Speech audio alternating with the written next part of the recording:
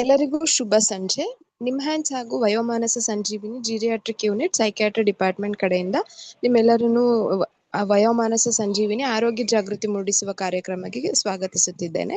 ಇಂದು ನಮ್ಮೊಟ್ಟಿಗೆ doctor Brinda Ballal S ಅವರು ಇದ್ದಾರೆ. ಇವರು MD ಸೈಕ್ಯಾಟ್ರಿಯನ್ನು ಮುಗಿಸಿದ್ದು ಪ್ರಸ್ತುತವಾಗಿ ನಿಮ್ಹ್ಯಾನ್ಸ್ನಲ್ಲಿ ಸೀನಿಯರ್ ರೆಸಿಡೆಂಟ್ ಆಗಿ ಕರ್ತವ್ಯವನ್ನು ನಿರ್ವಹಿಸ್ತಿದ್ದಾರೆ. ಅದೇ ರೀತಿ ಅವರು ಡ್ಯೂರಿಂಗ್ ಅವ್ರದ್ದು PG ಗ್ರಾಜುಯೇಷನ್ ಟೈಮಲ್ಲಿ ಅವರಿಗೆ ಬೆಸ್ಟ್ ಸೈಕೋಥೆರಪಿ ಅವಾರ್ಡ್ ಕೂಡ ಸಿಕ್ಕಿದೆ. ಇವರ hobbies of like interested area ಅಂತಂದ್ರೆ ಭರತನಾಟ್ಯಂ ಕೂಡ ಕಲ್ತಿದ್ದಾರೆ. ಇವರು ನಮ್ಮೊಟ್ಟಿಗೆ ಇವತ್ತು ಸೈಕಿಯಾಟ್ರಿಕ್ ಎಮರ್ಜೆನ್ಸಿ ಅಂದ್ರೆ ಮನೋವೈದ್ಯಕೀಯ ಎಮರ್ಜೆನ್ಸೀಸ್ ಅಂದ್ರೆ ಏನು ಅಂತ ನಮ್ಮೆಲ್ರಿಗೂ ತಿಳಿಸ್ಕೊಡ್ತಾರೆ. ಎಲ್ರಿಗೂ ಗೊತ್ತಿರೋ ಹಾಗೆ ಎಮರ್ಜೆನ್ಸಿ ಅಂದ್ರೆ ಇಲ್ಲ ಆಕ್ಸಿಡೆಂಟ್ ಆಗಿದ್ದೋ, ಇಲ್ಲ ಏನೋ ಬಿದ್ದು ಹೊಡ್ತಾ ಬಿದ್ದಿದ್ದು, ತಲೆಗೆ ಹೊಡ್ತಾ ಬಿದ್ದಿದೆ, ಇಲ್ಲ ಏನೋ ಹಾವು ಕಚ್ಚಿದೆ, ಇಲ್ಲ ಏನೋ ಹಾರ್ಟ್ ಅಟ್ಯಾಕ್ ಆಗಿದೆ, ಈ ತರದನ್ನ ಎಮರ್ಜೆನ್ಸಿ ಹಾಸ್ಪಿಟಲ್ಗೆ ಹೋಗ್ಬೇಕು ನಾವು ಅಂತ ಭಾವಿಸಿರ್ತೀವಿ. ಅದೇ ರೀತಿ ಅದನ್ನ ಮಾತ್ರ ನಾವು ಎಮರ್ಜೆನ್ಸೀಸ್ ಅಂತ ಕರೆಯಲ್ಲ. ಸೈಕಿಯಾಟ್ರಿ ಅಂದ್ರೆ ಮನೋವೈದ್ಯಕೀಯ ಭಾಗದಲ್ಲೂ ಕೂಡ ಹಲವಾರು ಎಮರ್ಜೆನ್ಸೀಸ್ ಇರುತ್ತೆ. ಅದನ್ನ ನಾವು ಹೇಗೆ ಗುರುತಿಸ್ಕೊಳ್ಬೇಕು, ಯಾವಾಗ ಹಾಸ್ಪಿಟಲ್ಗೆ ನಾವು ಹೋಗೋದು ಇರ್ಬೋದು, ಅಥವಾ ಯಾವಾಗ ವೈದ್ಯರನ್ನ ನಾವು ಕಾಣ್ಬೇಕು ಅಂತ ನಮ್ಮೆಲ್ರಿಗೂ ತಿಳಿಸ್ಕೊಡೋದಕ್ಕೆ ಇವತ್ತು ನಮ್ಮೊಟ್ಟಿಗೆ ಡಾಕ್ಟರ್ ಬೃಂದಾ ಬಲ್ಲಾಳ್ ಅವರಿದ್ದಾರೆ. Welcome you ma'am. Thank you Komala ಅವರೇ. Thank you ma'am. Handing over to you ma'am. Okay, so ಧನ್ಯವಾದಗಳು. ಇವತ್ತಿನ ಟಾಪಿಕ್ ಅವ್ರು ಹೇಳ್ದಂಗೆ ಸೈಕ್ಯಾಟ್ರಿಕ್ ಎಮರ್ಜೆನ್ಸೀಸ್ ಇನ್ ಎಲ್ಡರ್ಲಿ ಅಥವಾ ಹಿರಿಯರಲ್ಲಿ ವೃದ್ಧಾಪ್ಯದಲ್ಲಿ ಮಾನಸಿಕ ತುರ್ತು ಸ್ಥಿತಿಗಳು ಯಾವುದು ಅನ್ನೋದನ್ನ ಇವತ್ತು ನಾವು ತಿಳ್ಕೊಳ್ಳೋಣ. ಇವತ್ತು ನಾನು ಪ್ರೆಸೆಂಟೇಶನ್ ಸ್ಟಾರ್ಟ್ ಮಾಡೋದಕ್ಕಿಂತ ಮುಂಚೆ ಮೊದಲನೇದಾಗಿ ಯಾಕೆ ಇದು ಇಂಪಾರ್ಟೆಂಟ್ ಅಂತ ಹೇಳಕ್ ಇಷ್ಟಪಡ್ತೀನಿ, ಅಥವಾ ಯಾಕೆ ಈ ಟಾಪಿಕ್ ತಗೊಂಡೆ ಅಂತ.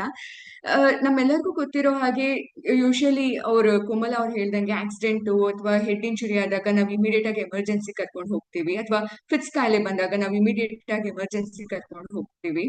ಬಟ್ ಮನೋವೈದ್ಯಕೀಯದ ಅಥವಾ ಮಾನಸಿಕವಾಗಿ ಯಾವ್ಯಾವ ಸಿಂಪ್ಟಮ್ಸ್ ಕಂಡಾಗ ನಾವು ಯಾವಾಗ ಎಮರ್ಜೆನ್ಸಿ ಕರ್ಕೊಂಡು ಹೋಗ್ಬೇಕು ಅನ್ನೋದು ತಿಳ್ಕೊಳ್ಳೋದು ತುಂಬಾ ಮುಖ್ಯ.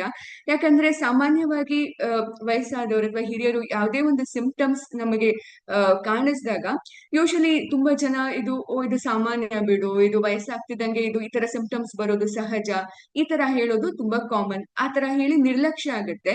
ನಿರ್ಲಕ್ಷ್ಯ ಆದಾಗ ಇರೋ ಕಂಡೀಷನ್ ಇನ್ನು ಕಾಂಪ್ಲಿಕೇಟ್ ಆಗಿ ಇನ್ನು ಅವ್ರ ರಿಕವರಿ ಕೂಡ ಡಿಲೇ ಆಗುತ್ತೆ. ಸೊ ಆದ್ರಿಂದ ನಾವು ಯಾವ ಸಿಂಪ್ಟಮ್ಸ್ ನಮ್ಮಲ್ಲಿ ಅಥವಾ ನಮ್ಮ ಆತ್ಮೀಯರಲ್ಲಿ ಕಂಡಾಗ ನಾವು ಜಾಗರೂಕರಾಗ್ಬೇಕು, ಆ ತರ ಸಿಂಪ್ಟಮ್ಸ್ ಕಂಡಾಗ ನಾವು ಏನ್ ಮಾಡ್ಬೇಕು, ಯಾಕೆ ವಯಸ್ಸಾದವರಲ್ಲಿ ತುಂಬಾ ಇಂಪಾರ್ಟೆಂಟ್, ಅವರು ರಿಕವರಿ ಡಿಲೇ ಆದ್ರೆ ಏನ್ ತೊಂದರೆ ಆಗುತ್ತೆ ಅಂತದೆಲ್ಲ ತಿಳ್ಕೊಳ್ಳೋದು ಬಹಳ ಮುಖ್ಯ. ಆ ಕುರಿತಾಗಿ ಜಾಗೃತಿ ಮೂಡಿಸೋದಕ್ಕೇನೆ ಇವತ್ತು ನಾನು ಈ ಟಾಪಿಕ್ ತಗೊಂಡಿದ್ದೀನಿ. ಈ ತರ ಹೇಳ್ತಾ ನಾನು ಇವತ್ತಿನ ಪ್ರೆಸೆಂಟೇಶನ್ ಸ್ಟಾರ್ಟ್ ಮಾಡ್ತೀನಿ.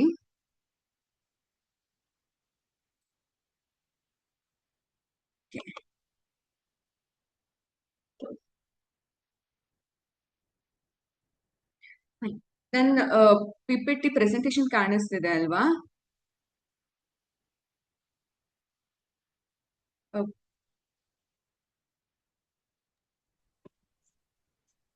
Yes, ma'am, it is visible. Okay, so first ಇವತ್ತು ಪ್ರೆಸೆಂಟೇಶನ್ ಬಂದ್ಬಿಟ್ಟು ಮೇನ್ ಆಗಿ 2 ಭಾಗ ಇರುತ್ತೆ. ಒಂದು, ಯಾಕೆ ಇದು ವಯಸ್ಸಾದವರಲ್ಲಿ ಎಮರ್ಜೆನ್ಸಿ ಅಥವಾ ಮಾನಸಿಕ ತುರ್ತು ಸ್ಥಿತಿಗಳು ಇಂಪಾರ್ಟೆಂಟ್ ಅನ್ನೋದನ್ನ ನಾವು ಡೀಟೇಲ್ ಆಗಿ ನೋಡೋಣ.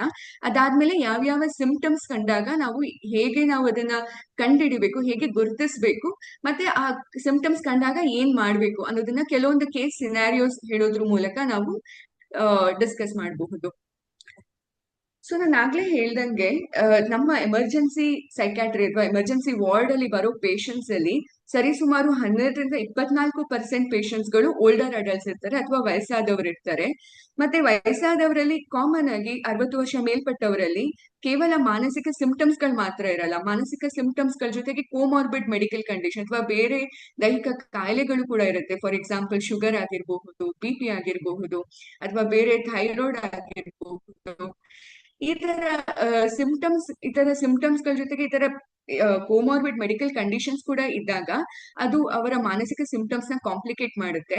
ಅಷ್ಟೇ ಅಲ್ಲದೆ ಕೆಲವೊಮ್ಮೆ ಈ ದೈಹಿಕ ಸಿಂಪ್ಟಮ್ಸ್ ಗಳು, ಶುಗರ್ ಅಥವಾ BP, ಕೆಲವೊಂದು ಕಾಯಿಲೆಗಳು ಯಾವಾಗ ಕಂಟ್ರೋಲ್ ಆಗಿರಲ್ಲ, ಏರುಪೇರಾಗಿರುತ್ತೆ. ಅಂತ ಸಂದರ್ಭದಲ್ಲೂ ಕೂಡ ಅದು ಮಾನಸಿಕ ಸಿಂಪ್ಟಮ್ಸ್ ಆಗಿ ಪ್ರೆಸೆಂಟ್ ಆಗೋ ಚಾನ್ಸಸ್ ಕೂಡ ತುಂಬಾ ಇರುತ್ತೆ. ಸೊ ಆದ್ರಿಂದ ನಾವು ಯಾವಾಗ ಓಲ್ಡರ್ ಅಡಲ್ಟ್ಸ್ ಅಲ್ಲಿ ಏನೋ ಒಂದು ಸಿಂಪ್ಟಮ್ಸ್ ಕಾಣಿಸಿದೆ ಅಂದಾಗ ಅವರ ದೈಹಿಕ ಆರೋಗ್ಯ ಹೇಗಿದೆ ಅನ್ನೋದನ್ನ ನಾವು ತಿಳ್ಕೊಳ್ಳೋದು ತುಂಬಾ ಮುಖ್ಯ ಆಗಿರುತ್ತೆ.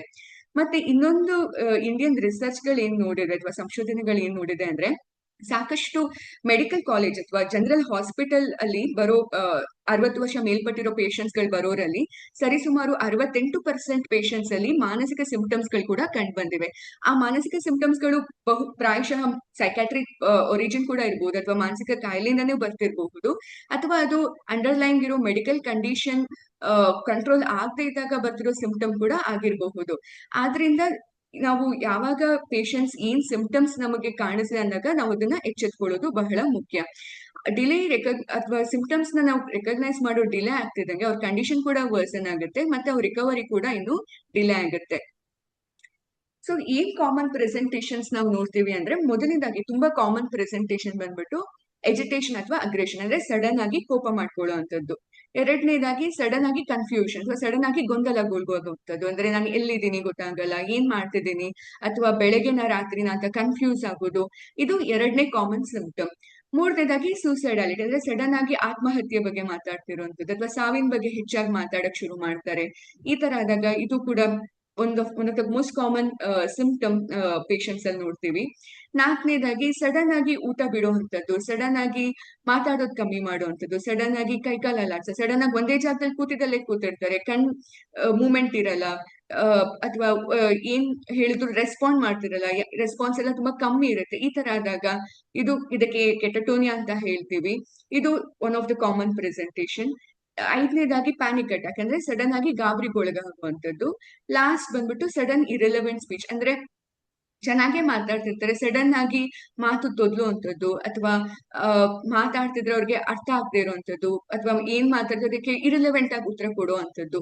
ಈ ತರ ಬರೀ ಮಾತಿನಲ್ಲಿ ಏನೋ ಸಡನ್ ಆಗಿ ವ್ಯತ್ಯಾಸಗೊಳಗಾಗ್ತಿದ್ರೆ ಅದು ಕೂಡ one of the emergency. Each symptoms ಕೂಡ ನಾವು ಡೀಟೇಲ್ ಆಗಿ ಡಿಸ್ಕಸ್ ಮಾಡೋಣ. ಪ್ಲಸ್ ಕೆಲವೊಂದು ಸಿಂಪ್ಟಮ್ಸ್ ಗಳೇ ಕೆಲವೊಂದು ಕೇಸ್ ಸಿನಾರಿಯೋ ಹೇಳೋದ್ರ ಮೂಲಕ ನಾನು ಅದನ್ನ ಎಕ್ಸ್ಪ್ಲೈನ್ ಮಾಡಕ್ ಇಷ್ಟಪಡ್ತೀನಿ. ಮೊದಲನೇದಾಗಿ ಎಜಿಟೇಷನ್ ಅಥವಾ ಅಗ್ರೇಷನ್, ಇದು one of the most common symptoms ನಾವು ಪೇಷಂಟ್ಸ್ ಅಲ್ಲಿ ನೋಡೋದು, ಪರ್ಟಿಕ್ಯುಲರ್ಲಿ 60 ವರ್ಷ ಮೇಲ್ಪಟ್ಟಿರೋ ಪೇಷಂಟ್ಸ್ ಅಲ್ಲಿ ನೋಡುವಂಥದ್ದು. ಹೇಗೆ ಇವ್ರು ಪ್ರೆಸೆಂಟ್ ಮಾಡ್ತಾರೆ ಅಂದ್ರೆ, ಇದೊಂದು ಕೇಸ್ ಸಿನಾರಿಯೋ ಹೇಳೋದ್ರ ಮೂಲಕ ನಾನು ಎಕ್ಸ್ಪ್ಲೈನ್ ಮಾಡ್ತೀನಿ. ಒಬ್ಬ 72 ವರ್ಷದ ಅಜ್ಜ ಅವರು ಇರ್ತಾರೆ. ಅವ್ರ ಮನೆಯಲ್ಲಿ ಯಾವಾಗ್ಲೂ ಶಾಂತವಾಗಿರುತ್ತಿದ್ರು. ಒಂದು ದಿನ ಅವರು ಹಠಾತ್ ಕೋಪಗೊಳ್ಳಲು ಪ್ರಾರಂಭಿಸಿದ್ರು. ಮನೆಯವರ ಮೇಲೆ ಕೂಗುವುದು, ವಸ್ತುಗಳನ್ನು ಎಸೆದು ಬಿಡುವುದು, ಯಾರ ಮಾತನ್ನು ಕೇಳದಿರುವುದು ಶುರುವಾಯಿತು. ರಾತ್ರಿ ನಿದ್ದೆ ಇಲ್ಲದೆ ಅಲೆದಾಡುತ್ತಿದ್ರು.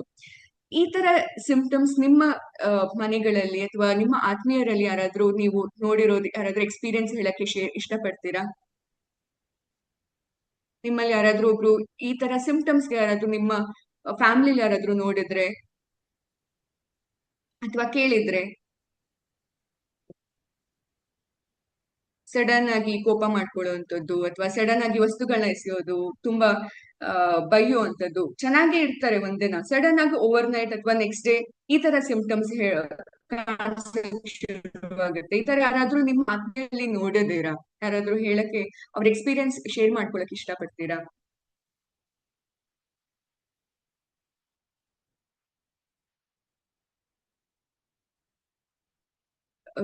ಅಥವಾ ಈ ತರ ಸಿಂಪ್ಟಮ್ಸ್ ನಿಮ್ಮ ಆತ್ಮೀಯರಲ್ಲೇ ಕಂಡಾಗ ನೀವು ಏನ್ ಮಾಡ್ಬೇಕು, ಅಥವಾ ಹೇಗೆ ರೆಸ್ಪಾಂಡ್ ಮಾಡ್ಬೇಕು ಅಂತ ಅನ್ಸುತ್ತೆ ನಿಮ್ಗೆ?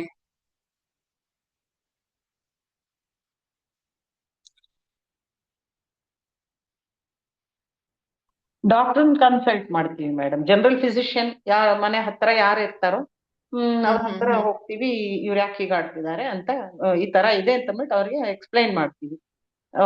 ಫ್ಯಾಮಿಲಿ ಡಾಕ್ಟರ್ ಯಾರಾದ್ರೂ nearby doctor immediately nearby ಡಾಕ್ಟರ್ಗೆ ಕರ್ಕೊಂಡು ಹೋಗ್ಬೇಕು. ಓಕೆ. ಮನೆಯಲ್ಲಿ ಅವ್ರು ವಿಪರೀತ ಆರ್ಗ್ಯೂ ಮಾಡ್ತಿದ್ದಾಗ ಅವ್ರ ಜೊತೆ ಹೇಗೆ ರೆಸ್ಪಾಂಡ್ ಮಾಡ್ತೀರಾ? ಅವ್ರಿಗೆ ಹೇಗೆ ನೀವು ಅವ್ರೇನೋ ನೀವೇನೋ ಹೇಳ್ತಿದ್ದೀರಾ, ಅವ್ರ ಅದನ್ನ ಕೇಳ್ತಿರಲ್ಲ, ತುಂಬಾ ರೆಸ್ಲೆಸ್ ಆಗಿ ನಿಮ್ ಜೊತೆಗೆ ಬೈಯಕ್ ಬರ್ತಿರ್ತಾರೆ, ಆ ಸಮಯದಲ್ಲಿ ನೀವು ಹೇಗೆ ರೆಸ್ಪಾಂಡ್ ಮಾಡ್ತೀರಾ?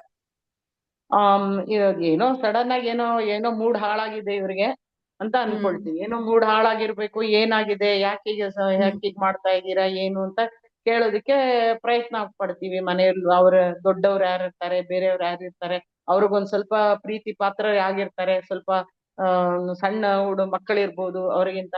ಕೆಲವ್ರು ಮಾತು ಅವ್ರು ಕೇಳೋದಿಲ್ಲ, ಕೆಲವ್ರ ಮಾತನ್ನ ನೋಡಿದ್ರೆ ಸ್ವಲ್ಪ ಕೇಳ್ಬೇಕು ಅಂತ ಅವ್ರ ಹತ್ರ ಕೇಳಿಸ್ತೀವಿ. ಸ್ವಲ್ಪ ಕೇಳಿ ಅವ್ರು ಯಾತಕ್ಕೆ ಹೀಗೆ ಆಡ್ತಾ ಇದ್ದಾರೆ ಏನು ಅಂತ. ಯಾರು ಫಸ್ಟ್ ಇನ್ಸ್ಟೆನ್ಸ್ ಇಟ್ ಸೆಲ್ಫ್ ಯಾರು ಅವ್ರಿಗೇನೋ ಸ್ವಲ್ಪ ಮನ್ಸಲ್ಲಿ ಏನೋ ಅವ್ರಿಗೆ ಇದು ಯಾರು ಇಟ್ಸ್ ಮೆಂಟಲ್ ಇಲ್ನೆಸ್ ಅಂತಾನೋ ಸಮ್ ಡಿಸಾರ್ಡರ್ ತರ ಯಾರು ಅನ್ಕೊಳ್ಳೋದೇ ಇಲ್ಲ. ಏನೋ ಮನ್ಸಿಗೆ ಏನೋ ಬೇಜಾರಾಗಿದೆ ಅಂತಾನೆ ಫಸ್ಟ್ ಅನ್ಕೊಳ್ಳೋದು. ಬೇಜಾರಾಗಿರ್ಬೇಕು, ಅದಕ್ಕೆ ಏನೋ ಹೇಳ್ತಾ ಇದ್ದಾರೆ, ಏನೋ ಹೇಳ್ತಾ ಇಲ್ಲ, ಕಾರಣ ಏನು ಆಗ್ಲಿಲ್ವಲ್ಲ ರೀಸೆಂಟ್ ಆಗಿ ಒಂದ್ ವಾರದ ಮುಂಚೆ ಇದು ಏನು ಆತರ ಏನು ಆಗ್ಲಿಲ್ವಲ್ಲ ಮನೆಯಲ್ಲಿ, ಎಲ್ಲಾ ಕಾಮಾಗೆ ಸರಿಯಾಗಿ ಇದೀವಲ್ಲ, ಇವ್ರು ಯಾತಕ್ಕೆ ಹೀಗ್ ಆಡ್ತಾ ಇದಾರೆ ಅನ್ಬಿಟ್ಟು ಅಂತ ಅನ್ಕೊಳ್ತೀವಿ. ಓಕೆ, ಅಂದ್ರೆ ನಾವು ಅವ್ರ ಜೊತೆ ಕಾಮಾಗಿ ನಾವು ಫಸ್ಟ್ ರೆಸ್ಪಾಂಡ್ ಮಾಡ್ಬೇಕು. ನಾವು ಕೂಡ ಅವ್ರ ಜೊತೆ ಆರ್ಗ್ಯೂ ಮಾಡಕ್ ಹೋದ್ರೆ ಇನ್ನೂ ಪರಿಸ್ಥಿತಿ ಇನ್ನೂ ಜಾಸ್ತಿ ಆಗುತ್ತೆ, ಪರಿಸ್ಥಿತಿ ಇನ್ನೂ ಉಲ್ಬಣಗೊಳ್ಳುತ್ತೆ. ಸೊ ಅದೇ ನಾವು ಕಾಮಾಗಿದ್ದಾಗ ಅವ್ರಿಗೆ ಹತ್ರ ಇರೋ ಯಾರಾದ್ರೂ ಇದ್ರೆ ಅವ್ರ ಹತ್ರ ಮಾತಾಡ್ಸುವಂತದ್ದು ಮಾಡೋದು ಒಳ್ಳೇದು. ನಾವು ಅವ್ರಿಗೆ ಆರ್ಗ್ಯೂ ಮಾಡದೆ ಕಾಮಾಗಿರುವಂತದ್ದು, ಮತ್ತೆ ಇಮಿಡಿಯೇಟ್ ಆಗಿ ಮೆಡಿಕಲ್ ಹೆಲ್ಪ್ ತಗೊಳ್ಳೋ ಅಂತದ್ದು ಇಂಪಾರ್ಟೆಂಟ್. ಬೇರೆ ಯಾರಾದ್ರೂ ಏನಾದ್ರು ಹೇಳಕ್ ಇಷ್ಟಪಡ್ತೀರಾ? ಓಕೆ, ಸರಿ. ಸೊ ನಾನು ಹೇಳ್ದಂಗೆ ಎಜಿಟೇಷನ್ ಅಥವಾ ಅಗ್ರೆಷನ್ ಅಂದ್ರೆ ಸಡನ್ ಆಗಿ ಕೋಪಗೊಳ್ಳೋ ಅಂತದ್ದು one of the most frequent reason ಯಾಕೆ ನಾವು ವಯಸ್ಸಾದವರಲ್ಲಿ ಜಾಸ್ತಿ ನೋಡ್ತೀವಿ. One of the most common reason ನಾವು ಸೈಕ್ಯಾಟ್ರಿ ಎಮರ್ಜೆನ್ಸಿ ನೋಡುವಂಥದ್ದು. ಒಂದು ಸಂಶೋಧನೆ ಪ್ರಕಾರ ಕೂಡ ಆ ಸಂಶೋಧನೆ 230 ಓಲ್ಡರ್ ಅಡಲ್ಟ್ಸ್ ನೋಡಿದ್ದಾರೆ, ಓಲ್ಡರ್ ಪೇಷಂಟ್ಸ್ ನೋಡಿದ್ದಾರೆ. ಅಂತ 230 ಪೇಷಂಟ್ಸ್ ಸೈಕ್ಯಾಟ್ರಿ ಎಮರ್ಜೆನ್ಸಿ ಬಂದಿರೋ ಪೇಷಂಟ್ಸ್ ಅಲ್ಲಿ 46% ಮೇನ್ ಆಗಿ ಸಿಕ್ಕಾಪಟ್ಟೆ ಕೋಪ ಅಥವಾ ಸಿವಿಯರ್ ಎಜಿಟೇಷನ್ ಅಗ್ರೆಷನ್ ಇಂದಾನೆ ಪ್ರೆಸೆಂಟ್ ಮಾಡುವಂತದ್ದು.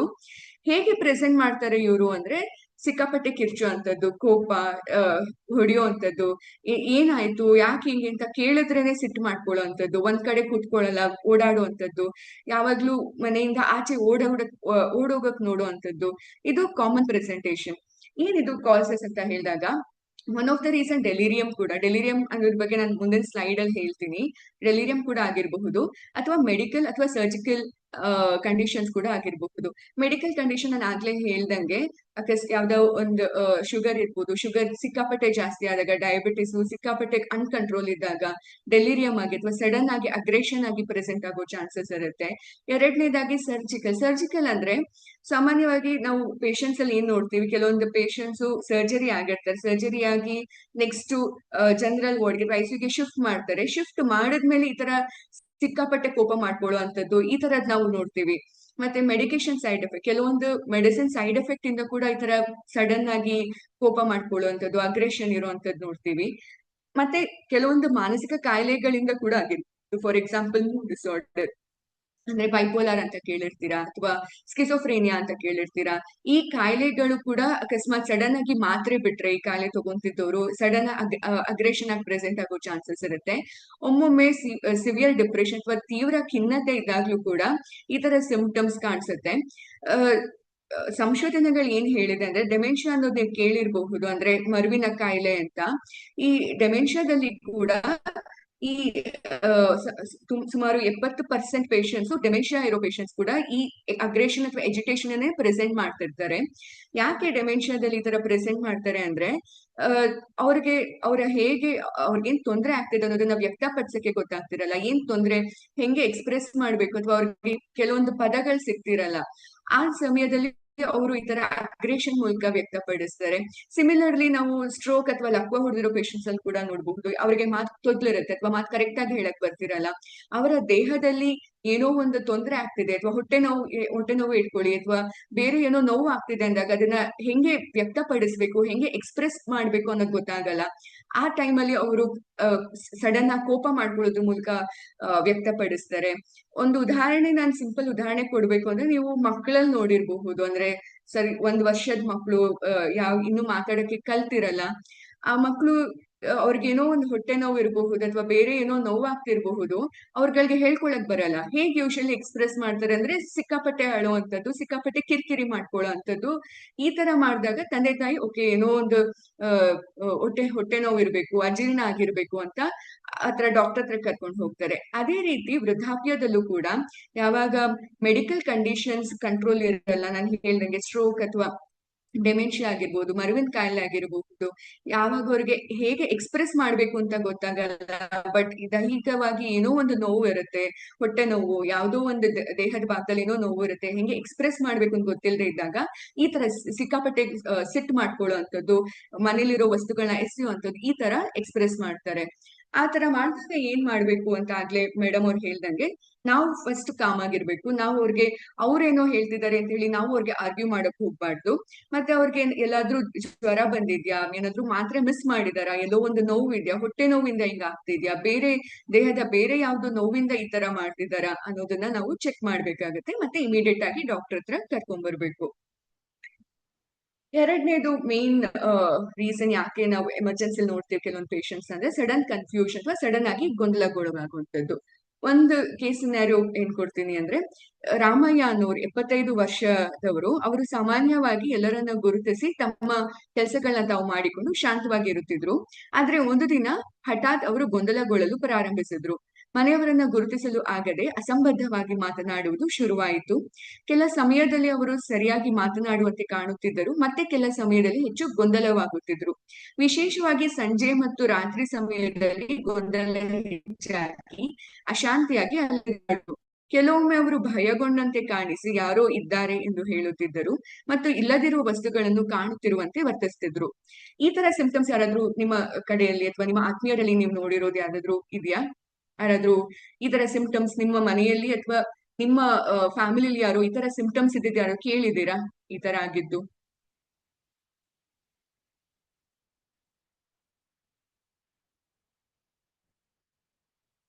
ಯಾರಾದ್ರೂ ಅವ್ರ ಎಕ್ಸ್ಪೀರಿಯನ್ಸ್ ಶೇರ್ ಮಾಡ್ಕೊಳಕ್ ಇಷ್ಟಪಡ್ತೀರಾ? ಯಾರಾದ್ರೂ ಈ ತರ ನಾನ್ ಸಿಂಪ್ಟಮ್ಸ್ ಲೀಲಾ ಇದ್ದಾಗ? ರೆಡ್ಡಿ ಅಂತ ಹಾ, ಹೇಳಿ. ನಾನ್ ಲೀಲಾ ರೆಡ್ಡಿ ಅಂತ ನಮ್ಮ ತಾಯಿಗೆ ಡಿಮೆನ್ಷಿಯಾ ಇದೆ. ಹ್ಮ್ ಅವ್ರಿಗೆ ಹ್ಮ್ ಒಂದು ಟ್ಯಾಬ್ಲೆಟ್ ಕೊಡ್ತೀವಿ, ಅದು ಅಕಸ್ಮಾತ್ ಕೊಡ್ಲಿಲ್ಲ ಅಂದ್ರೆ ಅವ್ರಿಗೆ ಹ್ಮ್ ತುಂಬಾ ಹ್ಯಾಲ್ಯುಸಿನೇಷನ್ಸ್, ಅಲ್ಲಿ ಯಾರೋ ನಿಂತಿದ್ದಾರೆ, ಮಗು ಅಳ್ತಾ ಇದೆ, ಊಟ ಕೊಡು, ಆತರ ಏನೇನೋ ಅಸಂಬದ್ಧವಾಗಿ ಮಾತಾಡ್ತಾರೆ. ಸಡನ್ ಆಗಿ ಕನ್ಫ್ಯೂಸ್ ಆಗ್ತಾರೆ ಮಾತ್ರೆ ಕೊಡ್ಲಿಲ್ಲ ಅಂದ್ರೆ. ಹೌದು. Okay okay. ಅಂತ ಸಂದರ್ಭದಲ್ಲಿ ನೀವ್ ಏನ್ ಮಾಡ್ತೀರಾ? ನೀವ್ ಹೇಗೆ ರೆಸ್ಪಾಂಡ್ ಮಾಡ್ತೀರಾ? ನಾವು ಅದೇ ಮಾತ್ರೆ ತಪ್ಸೋದೇ ಇಲ್ಲ. ಹ್ಮ್ ಅದು ಹ್ಮ್ ಹ್ಮ್ ಸ್ಟಾರ್ಟಿಂಗ್ ಅಲ್ಲಿ ನಮ್ಗೆ ಗೊತ್ತಾಗ್ತಾ ಇರ್ಲಿಲ್ಲ ಯಾತಕ್ಕೆ ಹಿಂಗ್ ಆಗ್ತಾ ಇದೆ ಅಂತ.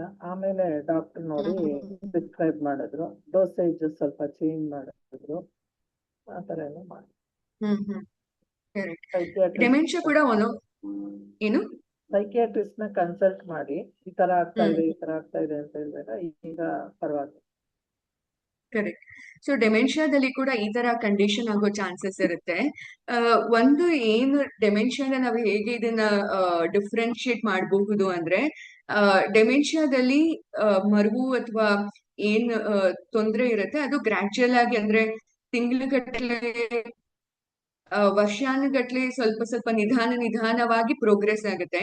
ಈ ಕಂಡೀಷನ್ ಅಲ್ಲಿ ಸಡನ್ ಆಗಿ ಅಂದ್ರೆ ಚೆನ್ನಾಗಿ ಕೆಲಸ ಮಾಡ್ಕೊಂಡಿರ್ತಾರೆ, ಬಟ್ ಓವರ್ ನೈಟ್ ಸಡನ್ ಆಗಿ ಒಂದು ದಿನ ಸಡನ್ ಆಗಿ ಕನ್ಫ್ಯೂಸ್ ಆಗುವಂತದ್ದು, ಒಂದು ಒಂದು ಹೊತ್ತಿದ್ದಂಗೆ ಇನ್ನೊಂದು ಹೊತ್ತಿರಲ್ಲ, ಮತ್ತೆ ಎಲ್ಲಿದ್ದೀನಿ ಅಂತ ಗೊತ್ತಾಗಲ್ಲ, ಯಾರೋ ಬರ್ತಿದ್ದಾರೆ ಅಂತ ಅನ್ಸೋದು, ಯಾರೋ ನನ್ಗೇನೋ ಮಾಡಕ್ ಬರ್ತಾರೆ ಅಂತ ಭಯ ಆಗುವಂತದ್ದು, ತುಂಬಾ ರೆಸ್ಟ್ಲೆಸ್ ಆಗುವಂತದ್ದು ಈ ಕಂಡೀಷನ್ ಅಲ್ಲಿ ತುಂಬಾ ನೋಡ್ತೀವಿ.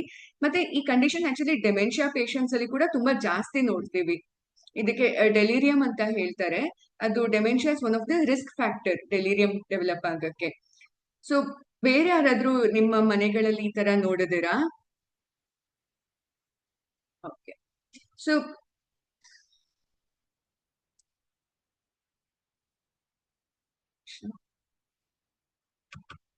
ಸೇಮ್ ಲೀಲಾ ರೆಡ್ಡಿ ಮಾತಾಡ್ತಾ ಇರೋದು. ನಮ್ ತಾಯಿ ಇವಾಗ ಬರ್ತಾ ಬರ್ತಾ ಬರ್ತಾ ಅವ್ರಿಗೆ ಪೇನ್ ಸೆನ್ಸೇಷನ್ನೇ ಇಲ್ವೋ ಏನೋ ಗೊತ್ತಿಲ್ಲ, ಸುಮ್ನೆ ಮಲಗಿದ ಕಡೆನೆ ಇರ್ತಾರೆ. ಮೊದ್ಲೆಲ್ಲ ಕತ್ ನೋವು, ಕಾಲ್ ನೋವು ಅಂತೆಲ್ಲ ಹೇಳ್ತಾ ಇದ್ರು, ಇವಾಗ ಏನು ಹೇಳೋದಿಲ್ಲ. ಮತ್ತೆ ಊಟ ಬೇಡ ಬೇಡ ಬೇಡ ಅಂದ್ರೆ, ಶಿ ಇಸ್ ಆಲ್ರೆಡಿ 97. ಓಕೆ. ಈಗ ಏನು ಪೇನ್ ಇದನ್ನು ಅವ್ರೇನು ರೆಸ್ಪಾಂಡ್ ಮಾಡ್ತಿಲ್ಲ ಅಥವಾ ಪೇನ್ ಇದ್ರು ಏನು ಎಕ್ಸ್ಪ್ರೆಸ್ ಮಾಡ್ತಿಲ್ಲ ಅಂತ ಚಳಿ ಹೇಳ್ತಿದ್ದೀರಾ? ಸೆಕೆ ಏನು ಅವರು ಇದು ಹೇಳೋದೇ ಇಲ್ಲ. ಹ್ಮ್ ಓಕೆ. ಮಾತಾಡ್ತಾರೆ ಆದ್ರೆ. ಮಾತಾಡ್ತಾರೆ, ಬಟ್ ಜಾಸ್ತಿ ಮೂಮೆಂಟ್ ಎಲ್ಲ ಕಮ್ಮಿ ಅಂತ ಅನ್ಸುತ್ತೆ ನಿಮ್ಗೆ? ಮೂಮೆಂಟೇ ಇಲ್ಲ. ಹ್ಮ್ ಮಂಡಿ ಪಡ್ಸ್ಕೊಂಡೇ ಇರೋದು, ಅದು ಕಾಲು ಚಾಚ್ಕೊಮ ನೋವುತ್ತೆ ಅಂತಂದ್ರೆ ಅವ್ರಿಗೆ ಅದ್ರ ಮೇಲೆ ಗಮನನೇ ಇರಲ್ಲ. ಹಾ, ಅದೇ ಹೇಳಿದ್ನಲ್ಲ, ವಯಸ್ಸಾಗ್ತಿದ್ದಂಗೆ ಇದು ಅಂಡರ್ಲೈನ್ ಬೇರೆ ಏನೋ ಕಂಡೀಷನ್ ಇದ್ರೆ ಅಥವಾ ಬೇರೆ ಏನೋ ದೈಹಿಕ ಆರೋಗ್ಯದಲ್ಲಿ ಏನೋ ಸಮಸ್ಯೆ ಇದ್ದಾಗ ಅದು, ಫಾರ್ ಎಕ್ಸಾಂಪಲ್ ಇನ್ಫೆಕ್ಷನ್ ಅಂತಾನೆ, ಸಾಮಾನ್ಯವಾಗಿ ಯೂರಿನರಿ ಟ್ರಾಕ್ಟ್ ಇನ್ಫೆಕ್ಷನ್ ಇದ್ರೆ ಅದು ಮೆದುಳಿಗೆ ಸ್ಪ್ರೆಡ್ ಆದಾಗ ಈ ತರ ಕಂಡೀಷನ್ಸ್ ಪ್ರೆಸೆಂಟ್ ಆಗುತ್ತೆ. ಮತ್ತೆ ಅವರು ಸಡನ್ ಆಗಿ ಏನಕ್ಕೂ ಮೂವ್ಮೆಂಟ್ ಮಾಡದೇ ಇರೋದು ಕೂಡ, ಇದು ಹೇಗೆ ಎಕ್ಸ್ಪ್ರೆಸ್ ಮಾಡ್ಬೇಕು ಅಂತ ಗೊತ್ತಾಗದೇ ಇದ್ದಾಗ್ಲೂ ಕೂಡ ಈ ತರ ಆಗೋ ಚಾನ್ಸಸ್ ಇರುತ್ತೆ. ಓಕೆ, ಸೊ ನಾನು ಆಗ್ಲೇ ಹೇಳ್ದಂಗೆ ಡೆಲಿರಿಯಂ ಅನ್ನೋದು ಕೂಡ accounts for about like 30% of cases ನಾವು ಎಮರ್ಜೆನ್ಸಿಲಿ ನೋಡುವಂತದ್ದು.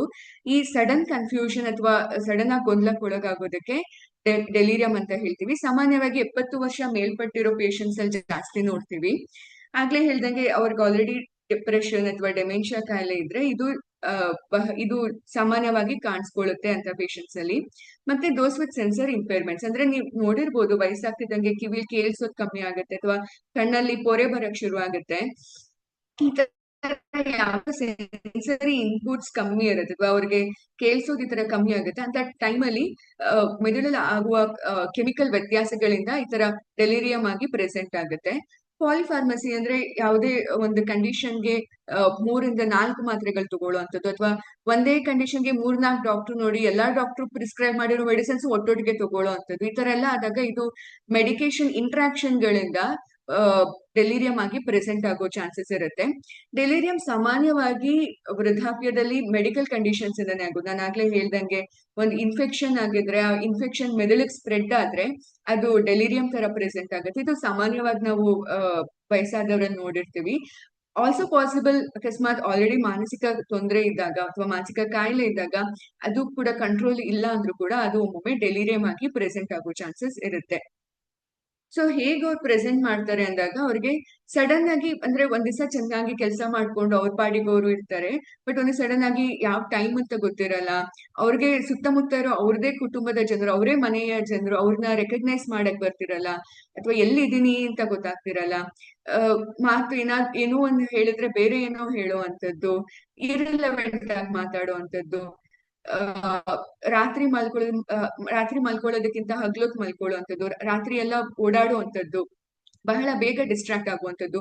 ಒಂದೇ ದಿನದಲ್ಲಿ ಬೆಳಿಗ್ಗೆ ಒಂಥರ ಇರ್ತಾರೆ, ಮಧ್ಯಾಹ್ನ ಒಂಥರ ಇರ್ತಾರೆ, ರಾತ್ರಿ ಬೇರೆ ತರ ಇರ್ತಾರೆ. ಈ ತರ ಡಿಫ್ರೆನ್ಸ್ ನೋಡುವಂತ ಒಂದ್ ದಿನದಲ್ಲಿ ಬೇರೆ ಬೇರೆ ತರ ನಾವು ಡಿಫ್ರೆನ್ಸ್ ನೋಡ್ತೀವಿ.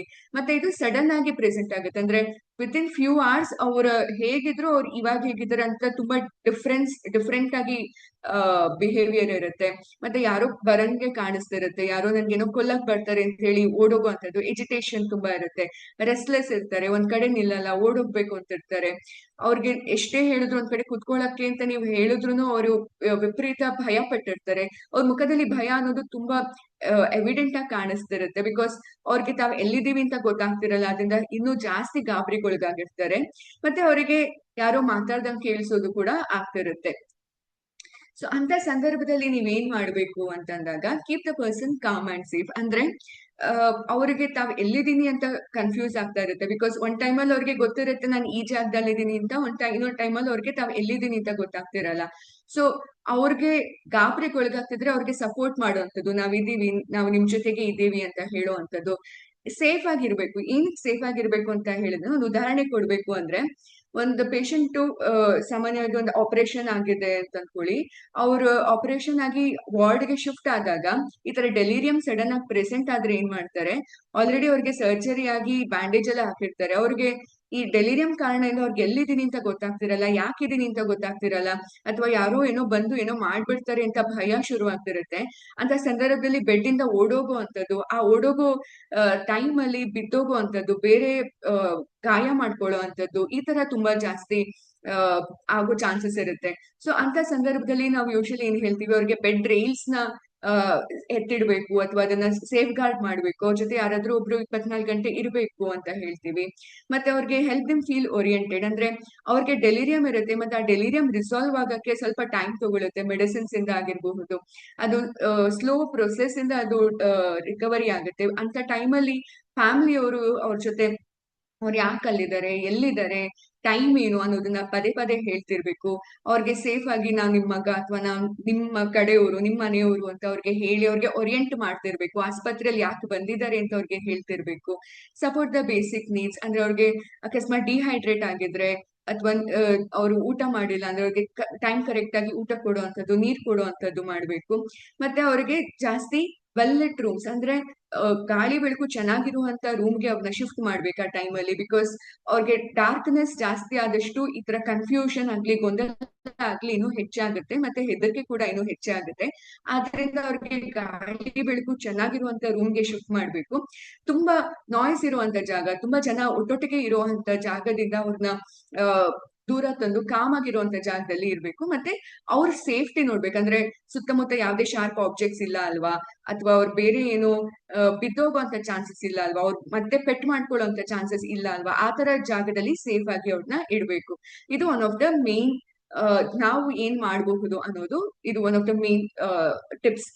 ಇದ್ರ ಜೊತೆಗೆ ಇಮಿಡಿಯೇಟ್ ಆಗಿ ಆಸ್ಪತ್ರೆಗೆ ಕರ್ಕೊಂಡು ಹೋಗುವಂಥದ್ದು, ಡಾಕ್ಟರ್ಗೆ ಹೇಳುವಂಥದ್ದು, ಹೆಲ್ಪ್ ತಗೊಳ್ಳುವಂಥದ್ದು ಮಾಡ್ಬೇಕು. ಮೂರನೇದಾಗಿ ಸೂಸೈಡಾಲಿಟಿ. ಸೊ ಸೂಸೈಡಾಲಿಟಿ ಅಥವಾ ಆತ್ಮಹತ್ಯೆ ಅನ್ನೋದು ಕೂಡ ಹಿರಿಯರಲ್ಲಿ ತುಂಬಾ ಮುಖ್ಯ. ಅದೇನಕ್ಕೆ ಅನ್ನೋದನ್ನ ನೆಕ್ಸ್ಟ್ ಸ್ಲೈಡ್ ಅಲ್ಲಿ ಹೇಳ್ತೀನಿ. ಮೊದಲನೇದಾಗಿ ಹೇಗೆ ಇದು ಆತ್ಮಹತ್ಯೆ ಅನ್ನೋದು ವಯಸ್ಸಾದವರಲ್ಲಿ ಈ ತರ ಪ್ರೆಸೆಂಟ್ ಮಾಡುತ್ತೆ ಅಂತ ಹೇಳ್ತೀನಿ. ರವಿ ಅನ್ನೋರು 70 ವರ್ಷದವರು. ಅವರು ಸಾಮಾನ್ಯವಾಗಿ ಚುರುಕಾಗಿ ಮನೆಯವರ ಜೊತೆ ಮಾತನಾಡುತ್ತಾ ತಮ್ಮ ಕೆಲ್ಸಗಳು ತೊಡಗಿಸ್ಕೊಂಡಿರುತ್ತಿದ್ರು. ಆದ್ರೆ ಒಂದು ದಿನ ಅವರು ಹಠಾತ್ ಮೌನವಾಗಿದ್ದು ಯಾರ ಜೊತೆಗೂ ಮಾತನಾಡದೆ ಒಬ್ಬರೇ ಕುಳಿತಿದ್ರು. ನಾನು ಇಲ್ಲದಿದ್ರೆ ಒಳಿತು ಎಂಬ ಮಾತುಗಳನ್ನು ಹೇಳುತ್ತಿದ್ರು. ಸ್ವಲ್ಪ ಸಮಯದ ಬಳಿಕ ಅವರು ತಮ್ಮ ಎಲ್ಲಾ ಔಷಧಿಗಳನ್ನ ಒಟ್ಟುಗೂಡಿಸಿಕೊಂಡು ಕುಳಿತಿರುವುದು ಗಮನಕ್ಕೆ ಬಂತು. ಇದನ್ನು ಗಂಭೀರವಾಗಿ ತೆಗೆದುಕೊಂಡು ಅವರನ್ನು ತಕ್ಷಣ ಆಸ್ಪತ್ರೆಗೆ ಕರೆದುಕೊಂಡು ಹೋದ್ರು. ಪರಿಶೀಲನೆ ಮಾಡಿದಾಗ ಅವರಿಗೆ ತೀವ್ರ ಖಿನ್ನತೆ ಇದೆ ಎಂದು ತಿಳಿಯಿತು. ಸೊ ಈ ಇದು ಇಂಥ ಸಿಂಪ್ಟಮ್ಸ್ ಗಳು ಕೂಡ ನೀವು ನೋಡಿರ್ತೀರಾ ಕೆಲವರಲ್ಲಿ ಅಥವಾ ಕೇಳ್ಪಟ್ಟಿರ್ತೀರಾ. ವಯಸ್ಸಾಗ್ತಿದ್ದಂಗೆ ಈ ಖಿನ್ನತೆ ಅನ್ನೋದು ಕೂಡ ತುಂಬಾ ಕಾಮನ್ ಇರುತ್ತೆ. ಮತ್ತೆ ಖಿನ್ನತೆ ಅನ್ನೋದು ಸಿವಿಯರ್ ಆಗ್ತಿದ್ದಂಗೆ, ತೀವ್ರ ಆಗ್ತಿದ್ದಂಗೆ ಅದು ಆತ್ಮಹತ್ಯೆಗೆ ಪ್ರೋಗ್ರೆಸ್ ಆಗುವಂಥದ್ದು ಕೂಡ ತುಂಬಾ ರ್ಯಾಂಡಮ್ ಅಥವಾ ತುಂಬಾ ಪ್ರೋಗ್ರೆಸ್ ಆಗೋದು ಕೂಡ ತುಂಬಾ ರ್ಯಾಪಿಡ್ ಆಗಿರುತ್ತೆ. ನಿಮ್ಮ ಮನೆಗಳಲ್ಲಿ ಅಥವಾ ನಿಮ್ಮ ಆತ್ಮೀಯರಲ್ಲಿ ಯಾವ್ದಾದ್ರು ನೀವು ಈ ತರ ಸಿಂಪ್ಟಮ್ಸ್ ಕೇಳಿದ್ರೆ ಯಾರಾದ್ರೂ, ಅಥವಾ ಆತರ ಈ ತರ ಸಿಂಪ್ಟಮ್ಸ್ ಬಂದಾಗ ಹೇಗೆ ನೀವು ರೆಸ್ಪಾಂಡ್ ಮಾಡ್ತೀರಾ?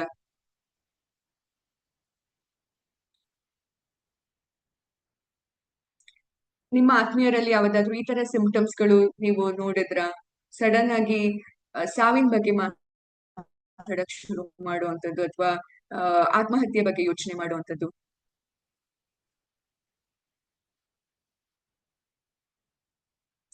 ಯಾರಾದ್ರೂ ಎಕ್ಸ್ಪೀರಿಯನ್ಸ್ ಶೇರ್ ಮಾಡಕ್ ಇಷ್ಟಪಡ್ತೀರಾ? ಅಥವಾ ಆತ್ಮೀಯರ ಅಥವಾ ನಿಮ್ಮಲ್ಲಿ ಯಾವಾಗಾದ್ರೂ ಈ ತರ ಸಿಂಪ್ಟಮ್ಸ್ ಗಳು ಕಾಣಿಸ್ತಿದ್ದು ಮುಂಚೆ?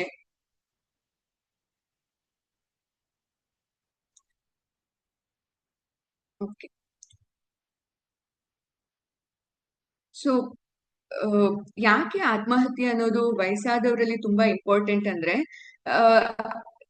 ಈಗ ನಾವು ನೋಡಿರೋ ಪ್ರಕಾರ ಇವನ್ ಇಂಟರ್ನ್ಯಾಷನಲಿ ಕೂಡ ಡಿಪ್ರೆಷನ್ ಅನ್ನೋದು one of the most common reason for disability ಕೂಡ ಆಗಿದೆ. ಮತ್ತೆ ಯಾಕೆ ವಯಸ್ಸಾದವರಲ್ಲಿ ಇದು ಇಂಪಾರ್ಟೆಂಟ್ ಅಂದ್ರೆ, it leads like higher risk of death due to suicidality. For example ನಾನು ಹೇಳ್ಬೇಕು ಅಂದ್ರೆ, ಈಗ ಬೇರೆ ವಯಸ್ಸಿನವರಲ್ಲೂ ಕೂಡ ಆತ್ಮಹತ್ಯೆ ಕಾಣಿಸ್ಬೋದು ಅಥವಾ ಡಿಪ್ರೆಷನ್ ಕಾಣಿಸ್ಬೋದು. ಬಟ್ ಯಂಗರ್ ಏಜಸ್ ಅಲ್ಲಿ ಹಿಂಗಿರುತ್ತೆ ಅಂದ್ರೆ, ಅಕಸ್ಮಾತ್ 20 ಪೇಷಂಟ್ಸ್, ಇದೆಲ್ಲ ಸಂಶೋಧನೆಗಳ ಪ್ರಕಾರ ನೋಡಿರುವಂತದ್ದು. 20 ಪೇಷಂಟ್ಸ್ ಆತ್ಮಹತ್ಯೆ ಬಗ್ಗೆ ಮಾತಾಡ್ತಿದ್ದಾರೆ ಅಂದಾಗ ಔಟ್ ಆಫ್ 20 ಒಬ್ರು ಆತ್ಮಹತ್ಯೆ ಕಮಿಟ್ ಮಾಡಿರ್ತಾರೆ, ಸುಸೈಡ್ ಕಂಪ್ಲೀಟ್ ಮಾಡಿರ್ತಾರೆ. ಅದೇ ವಯಸ್ಸಾದವರಲ್ಲಿ 4 ಜನ ಸುಸೈಡ್ ಬಗ್ಗೆ ಮಾತಾಡ್ತಿದ್ದಾರೆ ಅಂತ ಇದ್ದಾಗ ಅದರಲ್ಲಿ ಒಬ್ರು ಕಂಪ್ಲೀಟೆಡ್ ಸುಸೈಡ್ ಇರ್ತಾರೆ. 1 in 4 patients complete the suicide, have a completed suicide attempts ಅಂತ. ಯಾಕಂದ್ರೆ the suicide attempts are very lethal, ಅಂದ್ರೆ ತುಂಬಾ ಸಿವಿಯರ್ ಸ್ಟೆಪ್ಸ್ ತಗೊಂತಾರೆ ವಯಸ್ಸಾದವರು, ಬಿಕಾಸ್ ಆಫ್ ದ ಎಕ್ಸ್ಪೀರಿಯನ್ಸ್ ಆಗಿರ್ಬೋದು ಅಥವಾ ಅವರು ಇರುವಂತ ಖಿನ್ನತೆ ಇರುವಂತ ಸಿವಿಯಾರಿಟಿಯಿಂದ ಆಗಿರ್ಬಹುದು, ಅವರು ತುಂಬಾ ಸಿವಿಯರ್ ಸ್ಟೆಪ್ಸ್ ತಗೊಂತಾರೆ. ಆದ್ರಿಂದ the completed suicides are more common in elderly ಅಥವಾ ವಯಸ್ಸಾದವರಲ್ಲಿ ತುಂಬಾ ಕಾಮನ್ ಇರುತ್ತೆ.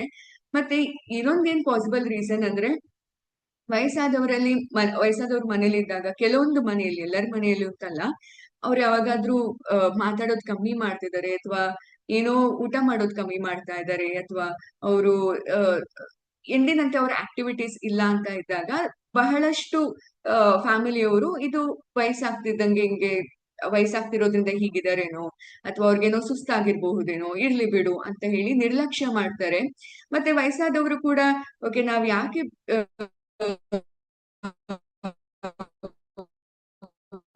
ಬೇರೆಯವರಿಗೆ ಬರ್ಡನ್ ಆಗಿರ್ಬೇಕು, ನಮ್ಮಿಂದ ಯಾಕೆ ಇನ್ನೂ ಕಷ್ಟ ಆಗ್ತಿದ್ರು ಕೂಡ ಅವರು ಹೇಳ್ಕೊಂತಿರಲ್ಲ.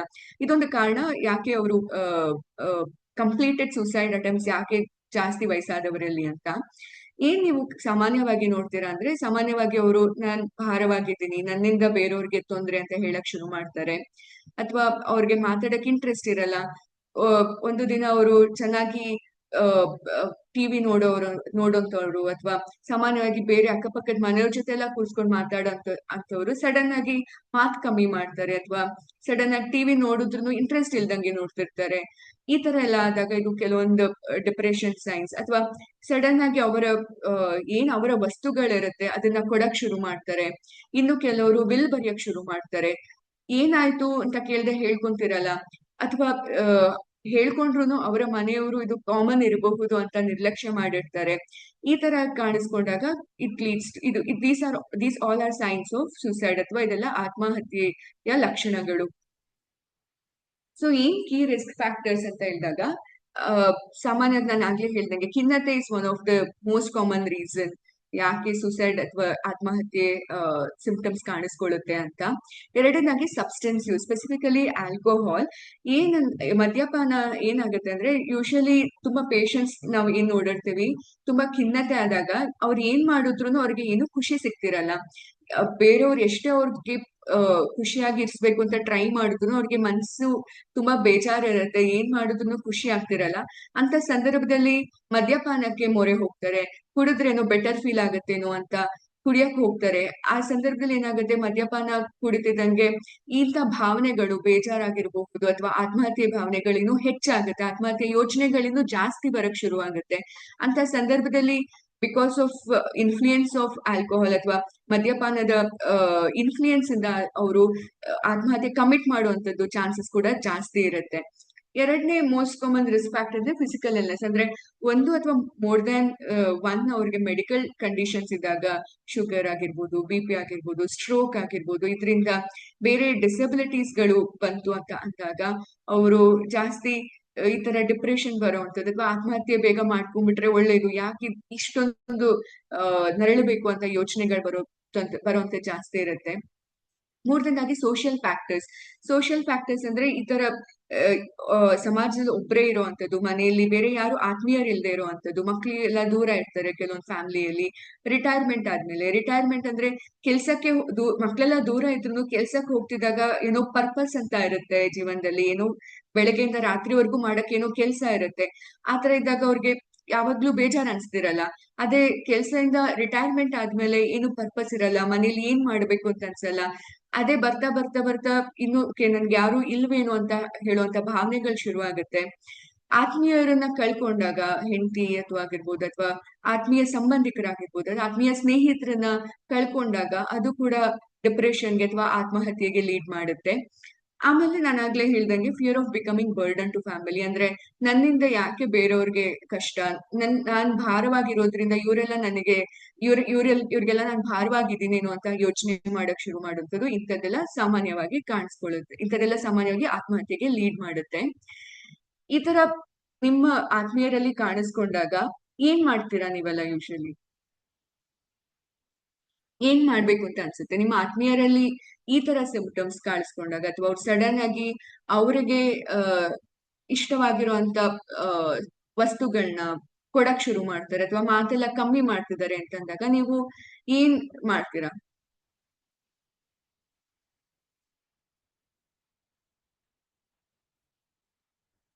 ಏನ್ ಮಾಡ್ಬೇಕು ಅಂತ ಅನ್ಸುತ್ತೆ?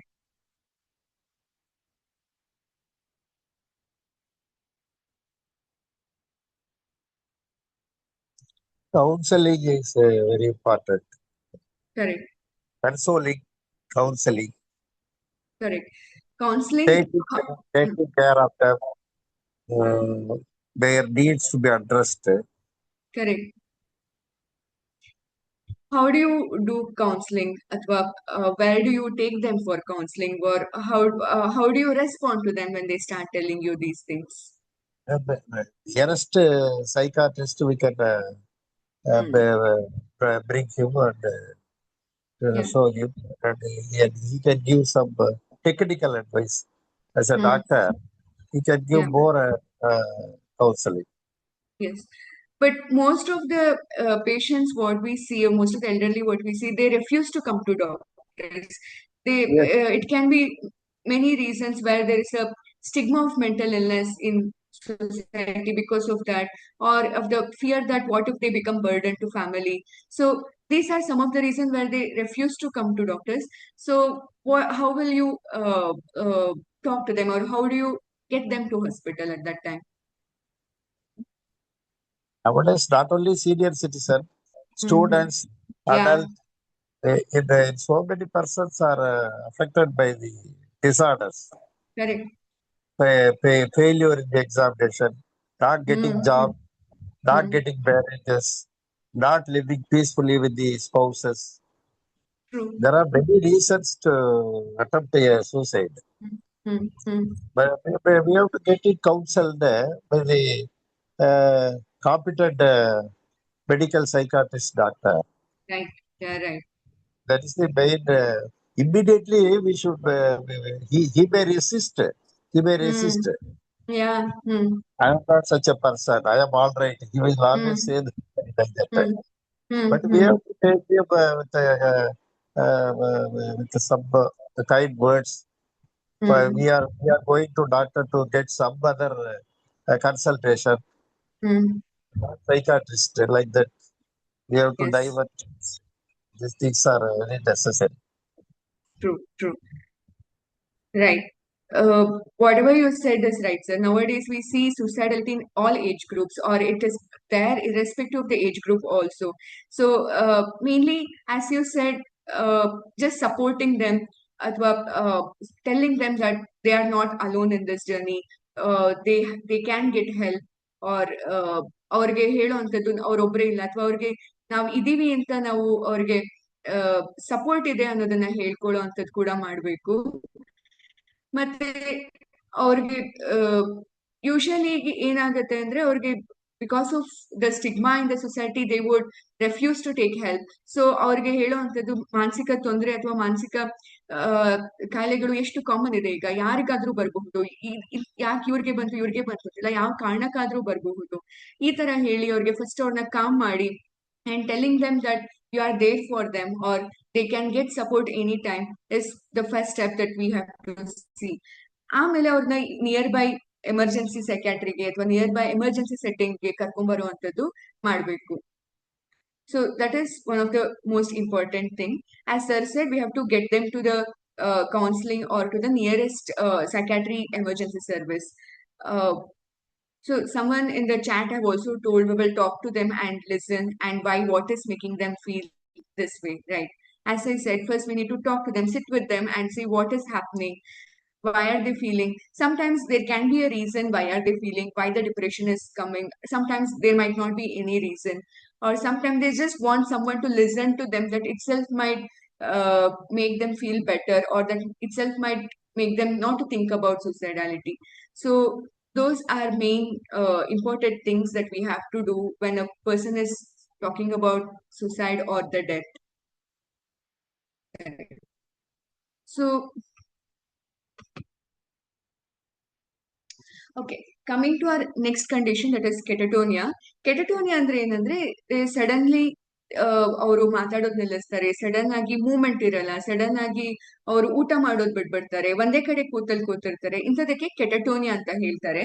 ಒಂದು ಉದಾಹರಣೆ ಕೊಡ್ಬೇಕು ಅಂದ್ರೆ, ಶಾಂತ ಅವರು 68 ವರ್ಷದವರು. ಅವರು ಸಾಮಾನ್ಯವಾಗಿ ಮನೆಯ ಕೆಲಸಗಳಲ್ಲಿ ತೊಡಗಿಸಿಕೊಂಡು ಮಾತನಾಡುತ್ತಾ ಇರ್ತಿದ್ರು. ಆದ್ರೆ ಒಂದು ದಿನ ಅವರು ಹಠಾತ್ ಮೌನವಾಗಿದ್ದು ಯಾರ ಪ್ರಶ್ನೆಗೂ ಉತ್ತರಿಸದೆ ಒಂದೇ ಜಾಗದಲ್ಲಿ ಕುಳಿತಿದ್ರು. ಊಟ ಮಾಡದೆ, ನೀರು ಕುಡಿಯದೆ, ಕಡಿಮೆಯಾಗಿ ಗಂಟೆಗಳ ಕಾಲ ಒಂದೇ ಸ್ಥಿತಿಯಲ್ಲಿ ಇರುತ್ತಿದ್ರು. ಆರಂಭದಲ್ಲಿ ಇದನ್ನು ಸಾಮಾನ್ಯ ದೌರ್ಬಲ್ಯ ಎಂದುಕೊಂಡರು. ಬದಲಾವಣೆ ಮುಂದುವರಿದ ಕಾರಣ ಅವರನ್ನು ಆಸ್ಪತ್ರೆಗೆ ಕರೆದುಕೊಂಡು ಹೋದ್ರು. ಪರಿಶೀಲನೆ ಮಾಡಿದಾಗ ಇದು ಕೆಟಟೋನಿಯಾ ಎಂಬ ಗಂಭೀರ ಸ್ಥಿತಿ ಎಂದು ತಿಳಿಯಿತು. ಸೊ ಕೆಟಟೋನಿಯಾ ಅನ್ನೋದು ಒನ್ ಆಫ್ ದ ಕಂಡೀಷನ್. ಈ ಸಿಂಪ್ಟಮ್ಸ್ ಏನ್ ನಾನು ಹೇಳ್ದೆ ಅಲ್ಲ, ಸಡನ್ ಆಗಿ ಮಾತಾಡಲ್ಲ, ಸಡನ್ ಆಗಿ ಊಟ ಮಾಡಲ್ಲ, ಒಂದೇ ಜಾಗದಲ್ಲಿ ಕೂತಿರ್ತಾರೆ, ಒಂದು ಹಿಂದಿನ ದಿನ ತುಂಬಾ ಚೆನ್ನಾಗಿರ್ತಾರೆ, ಬಟ್ ಸಡನ್ ಆಗಿ ನೆಕ್ಸ್ಟ್ ಡೇ ಈ ತರ ಸಿಂಪ್ಟಮ್ಸ್ ಕಾಣಿಸುತ್ತೆ. ಕೈ ಒಂದ್ ಕಡೆ ಮೂವ್ ಮಾಡಿದ್ರೆ ಕೈ ಮೂವ್ಮೆಂಟ್ ಎಲ್ಲಿರುತ್ತೋ ಅಲ್ಲೇ ಇರುತ್ತೆ. ಅವ್ರನ್ನ ಅವ್ರಿಗೆ ನಾವು ಏನಾದ್ರೂ ಇನ್ಸ್ಟ್ರಕ್ಷನ್ ಕೊಟ್ರು ಕೂಡ ಅವ್ರು ಅದನ್ನ ಕೇಳಿಸ್ಕೊಂತಿರಲ್ಲ. ಅವ್ರು ಅವೇ ಫ್ರಮ್ ರಿಯಾಲಿಟಿ ಇರ್ತಾರೆ. ಈ ಸಡನ್ ಆಗಿ ಈ ತರ ಸ್ಟ್ಯಾಚು ತರ ನಾವೇನ್ ಹೇಳ್ತೀವಿ ಆ ತರ ಆಗಿರ್ತಾರೆ. ಈ ಕಂಡೀಷನ್ಗೆ ಕೆಟಟೋನಿಯಾ ಅಂತೀವಿ. ಕೆಟಟೋನಿಯಾ ಅನ್ನೋದು ಯಾವ ರೀಸನ್ ಬೇಕಾದ್ರೂ ಬರಬಹುದು. ಮೆಡಿಕಲ್ ಕಂಡೀಷನ್ಸ್ ಇಂದ ಇರಬಹುದು ಅಥವಾ ಮಾನಸಿಕ ಕಂಡೀಷನ್ಸ್ ಇಂದ ಕೂಡ ಇರಬಹುದು. ಓಕೆ, ಸೊ ಮಾನಸಿಕ ಕಂಡೀಷನ್ಸ್ ಗಳಿಂದ ಕೂಡ ಇರಬಹುದು. ಸೊ ಸಾಮಾನ್ಯವಾಗಿ ಇದು ಮೆಡಿಕಲ್ ಕಂಡೀಷನ್ಸ್ ಅಲ್ಲಿ ನಾವು ಜಾಸ್ತಿ ನೋಡ್ತೀವಿ ವಯಸ್ಸಾದವರಲ್ಲಿ. ಅಂದ್ರೆ ನಾನು ಆಗ್ಲೇ ಹೇಳ್ದಂಗೆ ಯಾವ್ಯಾವ ಕಂಡೀಷನ್ ಡೆಲಿರಿಯಂ ಆಗಿ ಪ್ರೆಸೆಂಟ್ ಆಗುತ್ತೋ ಅದು it can be possible, it can also present as catatonia ಕೂಡ.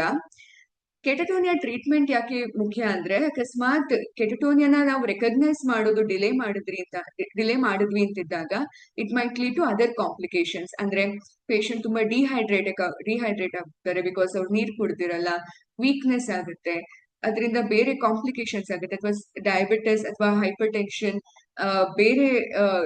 ಬೇರೆ ಕಾಯಿಲೆ ಇರುವಂತ ಪೇಷಂಟ್ಸ್ ಗಳಲ್ಲಿ ಕೆಟಟೋನಿಯಾ ಬಂತು ಅಂದಾಗ ಅವರು ಅದರಿಂದ ಹೈಪೋಗ್ಲೈಸಿಮಿಯಾ ಆಗುವಂತದ್ದು ಇರಬಹುದು, ಅಥವಾ ರಕ್ತದಲ್ಲಿ ಶುಗರ್ ಅಂಶ ತುಂಬಾ ಲೋ ಆಗಿ ಬೇರೆ ಕಾಂಪ್ಲಿಕೇಶನ್ಸ್ ಆಗುವಂತದ್ದು ಕೂಡ ಆಗುತ್ತೆ. ಸೊ ಯಾವುದೇ ವ್ಯಕ್ತಿ ಸಡನ್ ಆಗಿ ಈ ತರ ಸಿಂಪ್ಟಮ್ಸ್ ಕಾಣ್ತಾ ಇದೆ ಅಂದಾಗ ಅದನ್ನ ಅವರು ತುಂಬಾ ಹಠ ಇದ್ದಾರೆ, ಅದಕ್ಕೆ ಅವ್ರು ಈ ತರ ಇದ್ದಾರೆ, ಅಥವಾ ಇದು ಅದಾಗದೆ ಸರಿ ಹೋಗುತ್ತೆ ಬಿಡು ಅಂತ ಹೇಳೋದಕ್ಕಿಂತ ಯಾಕೆ ಹೀಗಾಗ್ತಿದೆ ಅಂತ ಇಮಿಡಿಯೇಟ್ ಆಗಿ ಎಮರ್ಜೆನ್ಸಿಗೆ ಕರ್ಕೊಂಡ್ ಬರುವಂತದ್ದು ತುಂಬಾ ಇಂಪಾರ್ಟೆಂಟ್. ಓಕೆ, ಲಾಸ್ಟ್ ಬಂದ್ಬಿಟ್ಟು ಪ್ಯಾನಿಕ್ ಅಟ್ಯಾಕ್ ಅಂತ. ಏನಕ್ಕೆ ಪ್ಯಾನಿಕ್ ಅಟ್ಯಾಕ್ ಅನ್ನೋ ವರ್ಡ್ ನ ನೀವು ಸಾಮಾನ್ಯವಾಗಿ ಕೇಳಿರ್ತೀರಾ. ಪ್ಯಾನಿಕ್ ಅಟ್ಯಾಕ್ ಅನ್ನೋದು ಎಲ್ಲಾ ವಯಸ್ಸಿನವರಲ್ಲೂ ನಾವು ಸಾಮಾನ್ಯವಾಗಿ ನೋಡ್ತೀವಿ. ಮತ್ತೆ ಅದನ್ನ ರೆಕಗ್ನೈಸ್ ಮಾಡೋದು ಕೂಡ ತುಂಬಾ ಇಂಪಾರ್ಟೆಂಟ್. ಹೆಂಗೆ ಪ್ಯಾನಿಕ್ ಅಟ್ಯಾಕ್ ಆಗುತ್ತೆ ಅಂತ ಅಂದ್ರೆ, ಸಡನ್ ಆಗಿ ವಿಪರೀತ ಭಯ ಆಗುವಂತದ್ದು. ಕೆಲವೊಮ್ಮೆ ಕಾರಣ ಇರುತ್ತೆ, ಕೆಲವೊಮ್ಮೆ ಕಾರಣ ಇರಲ್ಲ. ಕಾರಣ ಇದ್ರೂ ಕೂಡ ಆ ಕಾರಣಕ್ಕೂ ಜಾಸ್ತಿ ಭಯ ಆಗುವಂತದ್ದು. ಭಯದ್ರ ಜೊತೆಗೆ ಎದೆ ಬಡ್ತ ಜಾಸ್ತಿ ಆಗುವಂತದ್ದು, ಸ್ವೆಟ್ಟಿಂಗ್ ಆಗುವಂತದ್ದು, ಕತ್ತಲ್ಲಿ ಯಾರೋ ಇಟ್ಕೊಂಡಂಗೆ ಫೀಲ್ ಆಗುವಂತದ್ದು, ಮತ್ತೆ ತುಂಬಾ ಕೈ ಕಾಲೆಲ್ಲ ನಡುಗುವಂತದ್ದು, ಎದೆ ಭಾರ ಅನ್ಸೋದು, ಅಥವಾ ಕೆಲವೊಮ್ಮೆ ಚೆಸ್ಟ್ ಪೇನ್ ಕೂಡ ಆಗುವಂತದ್ದು. ಈ ತರ ಸಿಂಪ್ಟಮ್ಸ್ ಕಾಣಿಸ್ಕೊಂಡಾಗ ಏನೋ ಕೆಟ್ಟದಾಗ್ಬಿಡುತ್ತೇನೋ, ಯಾರಿಗೋ ಏನೋ ಆಗ್ಬಿಡುತ್ತೆ, ಅಥವಾ ನನಗೆ ಏನೋ ಆಗ್ಬಿಡುತ್ತೇನೋ ಅಂತ ಆಗುವಂತದ್ದು. ಈ ತರ ಸಿಂಪ್ಟಮ್ಸ್ ಗಳು ಸಡನ್ ಆಗಿ ತುಂಬಾ ಸಿವಿಯರ್ ಆಗಿ ಬಂದಾಗ ಆ ವ್ಯಕ್ತಿಗೆ ತನ್ ಮಾಡ್ತಿರೋ ಕೆಲ್ಸನ ಮುಂದುವರ್ಸಕ್ಕಾಗದೆ ಒಂದ್ ಕಡೆ ಕುತ್ಕೊಬೇಕು, ಏನಾದ್ರೂ ಮಾಡ್ಬೇಕು, ತುಂಬಾ ರೆಸ್ಟ್ಲೆಸ್ ಆಗೋಗ್ತಾರೆ, ಉಸಿರಾಟ ತುಂಬಾ ಜಾಸ್ತಿ ಆಗುತ್ತೆ, ಒಂದ್ ಕಡೆ ಕುತ್ಕೊಬೇಕು ಅಂತ ಅನ್ಸೋದು. ಇದೆಲ್ಲ ಪ್ಯಾನಿಕ್ ಅಟ್ಯಾಕ್ ನ ಲಕ್ಷಣಗಳು. ಯಾಕಿದು ವಯಸ್ಸಾದವರಲ್ಲಿ ತುಂಬಾ ಇಂಪಾರ್ಟೆಂಟ್ ಅಂದ್ರೆ, it mean mimic heart attack ಅಥವಾ ಕಾರ್ಡಿಯಾಕ್ ಅರೆಸ್ಟ್ ಅಂತ ಏನ್ ಹೇಳ್ತೀವಿ, ಅಥವಾ ಮಯೋಕಾರ್ಡಿಯಲ್ ಇನ್ಫಾರ್ಕ್ಷನ್ ಅಂತ ಏನ್ ಹೇಳ್ತೀವಿ. It can mimic of the symptoms ಕೂಡ. ಅಂದ್ರೆ ಹಾರ್ಟ್ ಅಟ್ಯಾಕ್ ಅಥವಾ ಕಾರ್ಡಿಯಾಕ್ ಅರೆಸ್ಟ್ ಅಲ್ಲೂ ಕೂಡ ವ್ಯಕ್ತಿ ಎದೆ ನೋವು ಅಂತ ಹೇಳೋದ್ ನೋಡ್ತೀರಾ, ಅಥವಾ ತುಂಬಾ ಸ್ವೆಟ್ಟಿಂಗ್ ಆಗ್ತಾ ಇರ್ತಾರೆ, ತುಂಬಾ ಎದೆ ಬಡ್ತ ಜಾಸ್ತಿ ಅಂತ ಹೇಳ್ತಿರ್ತಾರೆ, ಕೈ ನಡ್ಗೋದ್ ಕೂಡ ನೋಡಿರ್ತೀರಾ. ಸೊ ಯಾವಾಗ ಈ ತರ ಸಿಂಪ್ಟಮ್ಸ್ ಕಾಣಿಸಿದಾಗ ಇದು ಪ್ಯಾನಿಕ್ ಅಟ್ಯಾಕ್, ಯಾವಾಗ ಇದು ಹಾರ್ಟ್ ಅಟ್ಯಾಕ್ ಅನ್ನೋದು ನಾವು ಕರೆಕ್ಟ್ ಆಗಿ ಡಿಫ್ರೆನ್ಶಿಯೇಟ್ ಮಾಡೋದು ತುಂಬಾ ಮುಖ್ಯ. ಬಿಕಾಸ್ ಸಾಮಾನ್ಯವಾಗಿ ಫಾರ್ ಎಕ್ಸಾಂಪಲ್ ಒಬ್ಬ ವ್ಯಕ್ತಿಗೆ 30 ವರ್ಷದಲ್ಲಿ ಅಥವಾ 40 ವರ್ಷದಲ್ಲಿ ಮಾನಸಿಕ ಕಾಯಿಲೆ ಬಂದಿರುತ್ತೆ, ಡಿಪ್ರೆಷನ್ ಬಂದಿರುತ್ತೆ ಅನ್ಕೊಳ್ಳಿ, ಅಥವಾ ಆಂಗ್ಸೈಟಿ ಅಥವಾ ಗಾಬರಿ ಕಾಯಿಲೆ ಬಂದಿರುತ್ತೆ ಅನ್ಕೊಳ್ಳಿ. ಆ ಏಜ್ ಅಲ್ಲಿ ಅವ್ರು ಅದನ್ನ ರಿಸಾಲ್ವ್ ಮಾಡ್ಕೊಂಡಿರ್ತಾರೆ, ಟ್ರೀಟ್ಮೆಂಟ್ ಆಗಿರುತ್ತೆ, ಬಟ್ ಹೋಗ್ತಾ ಹೋಗ್ತಾ ಎಲ್ಲೋ ಒಂದ್ ಸ್ವಲ್ಪ ಗಾಬರಿ ಇರುತ್ತೆ. ವಯಸ್ಸಾಗ್ತಿದಂಗೆ 60 ವರ್ಷ ಆಯ್ತು ಅಥವಾ 70 ವರ್ಷ ಆಯ್ತು, ಒಂದಿನ ಸಡನ್ ಆಗಿ ಈ ತರ ವಿಪರೀತ ಗಾಬರಿ ಮತ್ತೆ ಆಗಕ್ ಶುರು ಆಗುತ್ತೆ. ಸಾಮಾನ್ಯವಾಗಿ ಮನೆಯವ್ರು ಏನ್ ಅನ್ಕೊಂತಾರೆ, ಓಕೆ ಇವ್ರಿಗೆ ಆಲ್ರೆಡಿ ಮಾನಸಿಕ ತೊಂದರೆ ಇತ್ತು, ಅದಕ್ಕೆ ಇವ್ರಿಗೆ ಇವಾಗ ಈ ತರ ಪ್ಯಾನಿಕ್ ಅಟ್ಯಾಕ್ ಆಗ್ತಿದೆ ಅಂತ ಅನ್ಕೊಂತಾರೆ. ಬಟ್ ಆತರ ಮಾಡ್ದೆ ಫಸ್ಟ್ ಅವ್ರನ್ನ ಯಾಕೆ ಈ ತರ ಸಿಂಪ್ಟಮ್ಸ್ ಆಗ್ತಿದೆ, ಅಕಸ್ಮಾತ್ ಹಾರ್ಟ್ ಅಟ್ಯಾಕ್ ಅಲ್ವಾ ಅನ್ನೋದನ್ನ ಫಸ್ಟ್ ಎನ್ಶೂರ್ ಮಾಡ್ಬೇಕು. ಸೊ ಫಸ್ಟ್ ಈ ತರ ಸಿಂಪ್ಟಮ್ಸ್ ಕಾಣಿಸ್ಕೊಂಡಾಗ ಫಸ್ಟ್ ಮೆಡಿಕಲ್ ಎಮರ್ಜೆನ್ಸಿ ಕರ್ಕೊಂಡ್ ಬರ್ಬೇಕು. ಅವ್ರ ಹಾರ್ಟ್ ಅಟ್ಯಾಕ್ ಇದೆಯಾ ಇಲ್ವಾ, ಅಥವಾ ECG ಮಾಡಿಸೋದಾಗಿರ್ಬೋದು, ಕೆಲವೊಂದು ರಕ್ತ ಪರೀಕ್ಷೆಗಳು ಮಾಡಿಸ್ಕೊಳ್ಳೋದಾಗಿರ್ಬೋದು ಫಸ್ಟ್ ಮಾಡಿ ಹಾರ್ಟ್ ಅಟ್ಯಾಕ್ ಇಲ್ಲ ಅಂತಿದ್ದಾಗ ಆಮೇಲೆ ಇದಕ್ಕೆ ಪ್ಯಾನಿಕ್ ಅಟ್ಯಾಕಿಗೆ ಟ್ರೀಟ್ಮೆಂಟ್ ಕೊಡಿಸ್ಬೇಕು. ಪ್ಯಾನಿಕ್ ಅಟ್ಯಾಕ್ ಆದಾಗ ಏನ್ ಮಾಡ್ಬೇಕು ಅಂದಾಗ ಅವ್ರಿಗೆ ಈ ತರ ವಿಪರೀತ ಗಾಬರಿಗೊಳಗಾಗ್ತಿದ್ದಾರೆ ಅಂದಾಗ ಅವ್ರಿಗೆ ಅವ್ರ ಪಕ್ಕದಲ್ಲೇ ಇರುವಂತದ್ದು, ಏನು ಆಗಲ್ಲ ಅಂತ ಅನ್ಕೊಳ್ಳೋದು, ರಿಯಶೋರ್ ಮಾಡುವಂತದ್ದು, ಕಾಮ್ ಆಗಿರ್ಬೇಕು ಅಂತ ಹೇಳುವಂತದ್ದು, ದೀರ್ಘವಾಗಿ ಉಸಿರು ತಗೊಳ್ಳೋ ಅಂತದ್ದು, ಈ ತರ ಮಾಡಿ ಅವ್ರಿಗೆ ಫಸ್ಟ್ ಕಾಮ್ ಮಾಡಿಸಿ ಆಮೇಲೆ ಜೊತೆಗೇನೆ ಇಮಿಡಿಯೇಟ್ ಆಗಿ ನಿಯರ್ ಬೈ ಸೈಕ್ಯಾಟ್ರಿ ಎಮರ್ಜೆನ್ಸಿ ಕರ್ಕೊಂಡು ಹೋಗುವಂತದ್ದು ಮಾಡ್ಬೇಕು. ಸೊ ಮೇನ್ ಆಗಿ ಇಲ್ಲಿ ನಾವ್ ಏನ್ ಕಂಡುಹಿಡಬೇಕು ಅಂದ್ರೆ ಅವ್ರಿಗೆ ಚೆಸ್ಟ್ ಪೇನ್ ಅಥವಾ ಏನಾದ್ರು ಹೇಳ್ತಿದ್ರೆ ಅದನ್ನ ಪ್ಯಾನಿಕ್ ಅಟ್ಯಾಕ್ ಅಂತ ನಿರ್ಲಕ್ಷ್ಯ ಮಾಡದೆ ಫಸ್ಟ್ ಅವ್ರ ಮೆಡಿಕಲ್ ಕಾಸ್ ನ ರೂಲ್ ಔಟ್ ಮಾಡೋದು ತುಂಬಾ ಇಂಪಾರ್ಟೆಂಟ್. ಇನ್ನೊಂದು ಏನ್ ಕಾಮನ್ ಪ್ರೆಸೆಂಟೇಷನ್ ನಾವು ನೋಡ್ತೀವಿ ಅಂದ್ರೆ ಅಕ್ಯೂಟ್ ಸೈಕೋಸಿಸ್ ಅಥವಾ ಮೇನಿಯಾ. ಈ ಸಿಂಪ್ಟಮ್ಸ್ ಗಳು ಸಾಮಾನ್ಯವಾಗಿ ಫಿಮೇಲ್ಸ್ ಅಲ್ಲಿ ಜಾಸ್ತಿ ನೋಡ್ತೀವಿ ಮೇಲ್ಸ್ ಗಿಂತ. ಎಮರ್ಜೆನ್ಸಿ ಪ್ರೆಸೆಂಟೇಷನ್ ಅಲ್ಲಿ ಅಪ್ರಾಕ್ಸಿಮೇಟ್ಲಿ 60-20% ಆಫ್ ಎಲ್ಡರ್ಲಿ ಸೈಕೋಸಿಸ್ ಆರ್ ಆರ್ಗ್ಯಾನಿಕ್. ಅಂದ್ರೆ 16-23% ವಯಸ್ಸಾದವರಲ್ಲಿ ಈ ತರ ಸೈಕೋಟಿಕ್ ಸಿಂಪ್ಟಮ್ಸ್ ಕಾಣಿಸ್ಕೊಂಡ್ರೆ ಅದು ಸಾಮಾನ್ಯವಾಗಿ ಮೆಡಿಕಲ್ ಕಂಡೀಷನ್ ನ ಕಾರಣ ಇರುತ್ತೆ. ಮತ್ತೆ ಡೆಮೆನ್ಷಿಯಾ ಕೂಡ ಈ ತರ ಪ್ರೆಸೆಂಟ್ ಆಗೋ ಚಾನ್ಸಸ್ ಇರುತ್ತೆ. ಏನ್ ನೀವು ಸಾಮಾನ್ಯವಾಗಿ ಸೈಕೋಟಿಕ್ ಸಿಂಪ್ಟಮ್ಸ್ ಅಂದ್ರೆ ಏನ್ ನೀವು ಸಾಮಾನ್ಯವಾಗಿ ನೋಡ್ತೀರಾ ಅಂದ್ರೆ ಅವ್ರಿಗೆ ಸ್ಟ್ರಾಂಗ್ ಆಗಿ ಯಾರೋ ನನ್ಗೇನೋ ಮಾಡಕ್ ಟ್ರೈ ಮಾಡ್ತಿದ್ದಾರೆ, ಪಕ್ಕದ ಮನೆಯವರು ನನ್ ಬಗ್ಗೆನೇ ಏನೋ ಮಾತಾಡ್ತಿದ್ದಾರೆ, ಅಥವಾ ಯಾರೋ ನನ್ನ ಸಾಯಿಸೋದಕ್ಕೆ ಏನೋ ಪಿತೂರಿ ಮಾಡ್ತಾ ಇದ್ದಾರೆ, ಅಥವಾ ಯಾರೋ ನನ್ ಬಗ್ಗೆನೇನೋ ಮಾತಾಡ್ತಿದ್ದಾರೆ, ನನ್ ಎಲ್ಲಿ ಹೋಗ್ತಿದ್ದೀನಿ ಏನ್ ಬರ್ತಿದ್ದೀನಿ ಅಂತ ಅವರು ನನಗೆ ಕಮೆಂಟ್ ಮಾಡ್ತಾ ಇದ್ದಾರೆ, ಅಥವಾ ನನ್ ಬಗ್ಗೆನೋ ಕೆಟ್ಟದಾಗ ಮಾತಾಡ್ತಿದ್ದಾರೆ, ಅದ್ ನನ್ಗೆ ದೂರದಿಂದ ಕೇಳಿಸ್ತಾ ಇದೆ, ಈ ತರ ಮಾತಾಡಕ್ ಶುರು ಮಾಡ್ತಾರೆ. ಇದು ಕೂಡ ಸಡನ್ ಆಗಿ 1 or 2 days ಅಲ್ಲಿ ವಿಪರೀತ ಈ ತರ ಸಿಂಪ್ಟಮ್ಸ್ ಗಳು ಕಾಣಿಸಕ್ ಶುರು ಆಗುತ್ತೆ.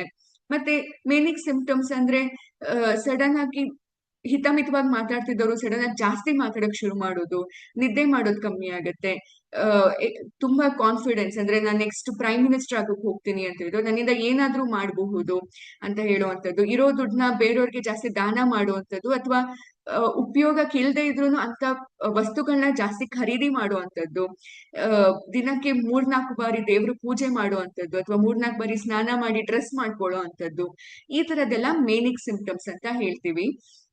ಯಾವುದೇ ಈ ಸಿಂಪ್ಟಮ್ಸ್ ಆಗಿರಬಹುದು ಅಥವಾ ಸೈಕೋಟಿಕ್ ಸಿಂಪ್ಟಮ್ಸ್ ಆಗಿರಬಹುದು, ಈ ತರ ಯಾವುದೇ ಸಿಂಪ್ಟಮ್ಸ್ ಕಂಡು ಬಂದಾಗ it's a warning sign. Because sudden ಆಗಿ ಇದೇನೋ ಈ ತರ ಸಿಂಪ್ಟಮ್ಸ್ ಇದೆ, ಇಷ್ಟು ವರ್ಷ ಮಾನಸಿಕ ಕಾಯಿಲೆ ಯಾವುದೂ ಇರಲಿಲ್ಲ, ಚೆನ್ನಾಗೇ ಇದ್ರು, ವರ್ಷಾನ್ಗಟ್ಲೆ ಚೆನ್ನಾಗೇ ಇದ್ರು, ಬಟ್ ಸಡನ್ ಆಗಿ ಇವಾಗ ಈ ತರ ಸಿಂಪ್ಟಮ್ಸ್ ಕಾಣಿಸ್ಕೊಂತಿದೆ ಅಂದಾಗ ಏನಕ್ಕೆ ಇದಾಗ್ತಿದೆ ಅನ್ನೋದನ್ನ ಫಸ್ಟ್ ಟೆಸ್ಟ್ ಮಾಡಿಸ್ಬೇಕು, ಫಸ್ಟ್ ಎಮರ್ಜೆನ್ಸಿಗೆ ಕರ್ಕೊಂಡ್ ಬರ್ಬೇಕು. ಇದು ಮಾಡಿಲ್ಲ ಅಂದ್ರೆ ಏನಾಗುತ್ತೆ, ಅವರಿಂದ ಅವರು ವಿಪರೀತ ಈ ತರ ಅನುಮಾನ ಬಂದಾಗ ಏನಾಗುತ್ತೆ, ಯಾರೋ ನನ್ಗೇನೋ ಮಾಡ್ತಿದ್ದಾರೆ ಅಂತಂದಾಗ ಆ ವ್ಯಕ್ತಿಗೆ ಹೋಗಿ ಹಾರ್ಮ್ ಮಾಡುವಂಥದ್ದು, ಆ ವ್ಯಕ್ತಿ ಹತ್ರ ಹೋಗಿ ಜಗಳ ಮಾಡುವಂಥದ್ದು, ಈ ತರ ಕಂಡೀಷನ್ಸ್ ಆದಾಗ ಅವರಿಂದ ಬೇರೆಯವ್ರಿಗೂ ತೊಂದರೆ ಆಗುತ್ತೆ, ಮತ್ತೆ ಅವರು ಕೂಡ ಅವರ ತಮ್ಮನ್ನ ತಾವು ಅಪಾಯದಲ್ಲಿ ಕೂಡ ದೂಡ್ತಾರೆ. ಸೊ ಇದರಿಂದ ಈ ತರ ಸಿಂಪ್ಟಮ್ಸ್ ಕಾಣಿಸ್ಕೊಂಡಾಗ ಇಮಿಡಿಯೇಟ್ ಆಗಿ ಎಮರ್ಜೆನ್ಸಿ ಕರ್ಕೊಂಡ್ ಬರ್ಬೇಕು, ಅವ್ರ ಜೊತೆ ಆ ಟೈಮಲ್ಲಿ ಆರ್ಗ್ಯೂ ಮಾಡಬಾರ್ದು. ಸಡನ್ ಡಿಫಿಕಲ್ಟಿ ಇನ್ ಸ್ಪೀಕಿಂಗ್ ಅಥವಾ ಅವ್ರಿಗೆ ಅಂಡರ್ಸ್ಟ್ಯಾಂಡಿಂಗ್ ಅಲ್ಲಿ ಏನು ಸಡನ್ ಆಗಿ ತೊಂದರೆ ಆಗ್ತಿದೆ ಅಂತ ಏನ್ ನೋಡ್ತೀರಾ ಅಂದ್ರೆ, ಸಡನ್ ಆಗಿ ನಾರ್ಮಲ್ ಆಗಿ ಮಾತಾಡ್ತಿರ್ತಾರೆ, ಸಡನ್ ಆಗಿ ಮಾತು ತೊದಲಿಸುವಂತದ್ದು, ಅಥವಾ ಸಡನ್ ಆಗಿ ಮಾತಾಡ್ತಿದ್ದವ್ರಿಗೆ ಮಾತು ತೊದಲೋದು, ಮತ್ತೆ ಕರೆಕ್ಟ್ ಆಗಿ ಏನ್ ಪದಗಳನ್ನ ಏನಕ್ಕೆ ಹೇಳ್ಬೇಕು ಅನ್ನೋದು ಮರ್ತು ಹೋಗುವಂತದ್ದು, ಅಥವಾ ಆತ್ಮೀಯರು ಇರ್ತಾರೆ, ಮನೆಯವರೇ ಸುತ್ತಮುತ್ತ ಇರ್ತಾರೆ, ಅವ್ರನ್ನೆಲ್ಲ ಗುರುತಿಸ್ತಾನೂ ಇದ್ದಾರೆ, ಅವ್ರ ಮನೆ ಅಂತಾನೂ ಗೊತ್ತಿರುತ್ತೆ, ಬಟ್ ಅವ್ರ ಹೆಸರೇನು ಅಂತ ಕೇಳಿದಾಗ ಆ ಹೆಸರು ಗೊತ್ತಾಗಲ್ಲ, ಹೆಸರು ಹೇಗೆ ನೇಮ್ ಮಾಡ್ಬೇಕು ಅನ್ನೋದು ಗೊತ್ತಾಗಲ್ಲ. ಕೆಲವೊಂದು ವಸ್ತುಗಳು ಅವ್ರಿಗೆ ಗೊತ್ತಿರುತ್ತೆ, ಆ ವಸ್ತು ಏನಕ್ಕೆ ಉಪಯೋಗಿಸ್ತಾರೆ ಅಂತ ಹೇಳ್ತಾರೆ, ಬಟ್ ಆ ವಸ್ತುವಿನ ಹೆಸರು ಹೇಳಕ್ಕೆ ತುಂಬಾ ಕಷ್ಟ ಬಿಡ್ತಾರೆ. ಅಥವಾ ಅವ್ರಿಗೆ ಒಮ್ಮೊಮ್ಮೆ ಏನಾಗುತ್ತೆ, ಅವ್ರಿಗೆ ಮಾತಾಡೋದು ಕರೆಕ್ಟ್ ಆಗಿ ಮಾತಾಡ್ತಿರ್ತಾರೆ, ಬಟ್ ಅವ್ರಿಗೆ ನೀವ್ ಮಾತಾಡೋದು ಅರ್ಥ ಆಗ್ತಿರಲ್ಲ. ಸೊ ಈ ಬೇರೆ ಏನು ಸಂಬಂಧವಿಲ್ದಿರೋ ಉತ್ತರಗಳು ಕೊಡ್ತಾರೆ. ಸೊ ಈ ತರ ಆದಾಗ these all are signs of stroke. ನಾವು ಸಾಮಾನ್ಯವಾಗಿ ಸ್ಟ್ರೋಕ್ ಅಥವಾ ಲಕ್ವದಲ್ಲಿ ಏನ್ ನೋಡ್ತೀವಿ, ದೇಹದ ಒಂದು ಭಾಗ ವೀಕ್ನೆಸ್ ಆಗುವಂಥದ್ದು, ಅಥವಾ ದೇಹದ ಒಂದು ಭಾಗ ಅಥವಾ ಮುಖ ಅಥವಾ ಫೇಶಿಯಲ್ ಪ್ಯಾಲ್ಸಿ ಅಥವಾ ಬಾಯಿ ಒಂದ್ ಕಡೆ ತಿರ್ಕೊಂಡಿರುವಂತದ್ದು, ಈ ತರ ಸಿಂಪ್ಟಮ್ಸ್ ಗಳು ನೋಡ್ತೀವಿ. ಬಟ್ ಸಡನ್ ಆಗಿ ಮಾತಿನಲ್ಲೂ ಕೂಡ ಡಿಫ್ರೆನ್ಸ್ ಬರ್ತಾ ಇದೆ, ಈ ತರ ಸಿಂಪ್ಟಮ್ಸ್ ಗಳು ಕಾಣಿಸ್ಕೊಂಡು ಕೂಡ ಇದು ಕೂಡ ಸ್ಟ್ರೋಕ್ ನ ಒಂದು ಲಕ್ಷಣ. ಸೊ ಈ ತರ ಆದಾಗ ಏನ್ ಮಾಡ್ಬೇಕು, ಇಮಿಡಿಯೇಟ್ ಆಗಿ ಹಾಸ್ಪಿಟಲ್ ಕರ್ಕೊಂಡು ಹೋಗುವಂಥದ್ದು ತುಂಬಾ ಇಂಪಾರ್ಟೆಂಟ್. ಯಾವುದೇ ತಡ ಮಾಡದೆ ಇಮಿಡಿಯೇಟ್ ಆಗಿ ಈ ತರ ಸಿಂಪ್ಟಮ್ಸ್ ಕಾಣಿಸಿದಾಗ ಎಮರ್ಜೆನ್ಸಿ ಕರ್ಕೊಂಡ್ ಬರ್ಬೇಕು, ಸ್ಕ್ಯಾನಿಂಗ್ ಮಾಡಿಸ್ಬೇಕು. ಈ ಕಂಡೀಷನ್ ತುಂಬಾ ಇಂಪಾರ್ಟೆಂಟ್. ಸೊ ಕಡೆದಾಗಿ ಏನ್ ಹೇಳಕ್ ಇಷ್ಟಪಡ್ತೀನಿ ಅಂದ್ರೆ, ವಯಸ್ಸಾದವರಲ್ಲಿ ಯಾವುದೇ ಬಿಹೇವಿಯರಲ್ ಚೇಂಜಸ್ ನೀವು ಕಾಣಿಸ್ಕೊಂಡಾಗ ಅವ್ರಿಗೆ ನೋನ್ ಕೇಸೇ ಇರಬಹುದು. ಅಂದ್ರೆ ಅವ್ರಿಗೆ ಮಾನಸಿಕ ತೊಂದರೆ ಮುಂಚೆಯಿಂದನೂ ತುಂಬಾ ವರ್ಷಾನ್ಗಟ್ಲೆಯಿಂದನೂ ಇರಬಹುದು, ಅಥವಾ ಅವ್ರಿಗೆ ಮರುವಿನ ಕಾಯಿಲೆ ಕೂಡ ವರ್ಷಾನ್ಗಟ್ಲೆಯಿಂದನೇ ಇರಬಹುದು. ಬಟ್ ಈ ತರ ಕಾಯಿಲೆ ಇದ್ರೂ ಕೂಡ ಸಡನ್ ಆಗಿ ಅವರ ವ್ಯಕ್ತಿತ್ವದಲ್ಲಿ ಏನೋ ಚೇಂಜಸ್ ನೋಡ್ತಿದ್ದೀರಾ ಅಂತಿದ್ದಾಗ it's a sign of underline medical problem. So ಅವ್ರನ್ನ ಇಮಿಡಿಯೇಟ್ ಆಗಿ ಎಮರ್ಜೆನ್ಸಿ ಕರ್ಕೊಂಡ್ಬರ್ಬೇಕು, ಎಮರ್ಜೆನ್ಸಿ ಸೈಕ್ಯಾಟ್ರಿ ಕರ್ಕೊಂಡ್ಬರ್ಬೇಕು. ಮತ್ತೆ ಒಬ್ಬ ವ್ಯಕ್ತಿ ಚೆನ್ನಾಗಿರುವಂತದ್ದು ಸಡನ್ ಆಗಿ ಆತ್ಮಹತ್ಯೆ ಬಗ್ಗೆ ಮಾತಾಡ್ತಿದ್ದಾರೆ, ಸಾವಿನ ಬಗ್ಗೆ ಜಾಸ್ತಿ ಮಾತಾಡ್ತಿದ್ದಾರೆ ಅಂದಾಗ ಯಾವುದೇ ತಡ ಮಾಡದೆ ಅವ್ರಿಗೆ ನಾವಿದೀವಿ ಅಂತ ಫಸ್ಟ್ ಸಪೋರ್ಟಿವ್ ಆಗಿದ್ದು ಆಮೇಲೆ ಅವ್ರನ್ನ ಇಮಿಡಿಯೇಟ್ ಆಗಿ ಎಮರ್ಜೆನ್ಸಿ ಕರ್ಕೊಂಡ್ ಬರ್ಬೇಕು. ಯಾವ್ದೋ ವ್ಯಕ್ತಿ ಸಡನ್ ಆಗಿ ಅಚಾನಕ್ ಭಯ ಆಗ್ತಾ ಇದೆ, ಚೆಸ್ಟ್ ಪೇನ್ ಆಗ್ತಾ ಇದೆ, ಅಥವಾ ಟ್ರೆಮರ್ಸ್ ಬರ್ತಾ ಇದೆ, ಅಥವಾ ಸ್ವೆಟ್ಟಿಂಗ್ ಆಗ್ತಾ ಇದಾರೆ, ಉಸಿರಾಡಕ್ ತೊಂದರೆ ಆಗ್ತಿದೆ ಅಂದಾಗ ಅದು ಬರೀ ಆಂಗ್ಸೈಟಿ ಸಿಂಪ್ಟಮ್ಸ್ ಅಂತ ನಿರ್ಲಕ್ಷ್ಯ ಮಾಡದೆ ಅವ್ರಿಗೆ ಯಾವ್ದು ಹಾರ್ಟ್ ಅಟ್ಯಾಕ್ ಏನಾದ್ರು ಇದೆಯಾ ಅಂತ ಫಸ್ಟ್ ಟೆಸ್ಟ್ ಮಾಡಿಸೋದು ತುಂಬಾ ಇಂಪಾರ್ಟೆಂಟ್. ಸೊ ಈ ಎಮರ್ಜೆನ್ಸಿಗಳು ಯಾವಾಗ ಅವ್ರಿಗೆ ರಿಸ್ಕ್ ಟು ಸೆಲ್ಫ್ ಅಥವಾ ಅವರ ರಿಸ್ಕ್ ಟು ಅದರ್ಸ್ ಅಂತ ಇದ್ದಾಗ ಅಂತ ಕಂಡೀಷನ್ಸ್ ಅಲ್ಲಿ ಇಮಿಡಿಯೇಟ್ ಆಗಿ ಸೈಕ್ಯಾಟ್ರಿ ಎಮರ್ಜೆನ್ಸಿಗೆ ಕರ್ಕೊಂಡ್ ಬರ್ಬೇಕು. So thank you. ಇದು ಇಷ್ಟು ನನ್ನ ಪ್ರೆಸೆಂಟೇಶನ್. ಯಾರಿಗಾದ್ರೂ ಏನು ಹೇಳೋದಿದ್ಯಾ? Doctor, you can see chat box. Hello, Uh, you can see chat box also. Yes yes yes ಹಾ yeah. So I just saw the chat box about the suicidality. As Mr. Mohan Krishna have opined, we can also take help of telemanus, that immediately to call. Suppose the person is not ready to come to talk to a doctor, we can immediately call the telemanus and talk to them. So loneliness can be one of the most common reason why patient or people talk about suicidality, or why people go to depression. ನಾನು ಆಗ್ಲೇ ಹೇಳ್ದಂಗೆ it's delusion, ಹ್ಯಾಲಿಸಿನೇಷನ್ಸ್ ಅಥವಾ ಬಿಸಾರ್ behaviours. ಅದೇ sudden ಆಗಿ ಅನುಮಾನ ಪಡುವಂತದ್ದು ಅಥವಾ ಯಾರೋ ಮಾತಾಡ್ತಿದ್ದಾರೆ ಅಂತ ಕೇಳುವಂತದ್ದು ಕೂಡ one of the emergency. Missing joint family system is one of the reason. So joint family system, and also if the people are in the same home but still they are far away. Nowadays we see these things more common. There are people are there. It can be joint family or it can be nuclear family, but they communicate very infrequently. Andre it's like they just talk once in a while, once a day or once a week sometimes actually. So this puts a person to more of loneliness, or this puts a person more to a isolation. And when people are going to work, they have a additional support system of at workplace or at office, or sometimes colleagues or friends, so they have someone to share. But when retirement happens, that support system also cuts down and they become more and more lonely. So yes sir, as you have pointed out, Mr. Tangaraju Palanimuttu, so missing joint family is one of the main reason for depression nowadays.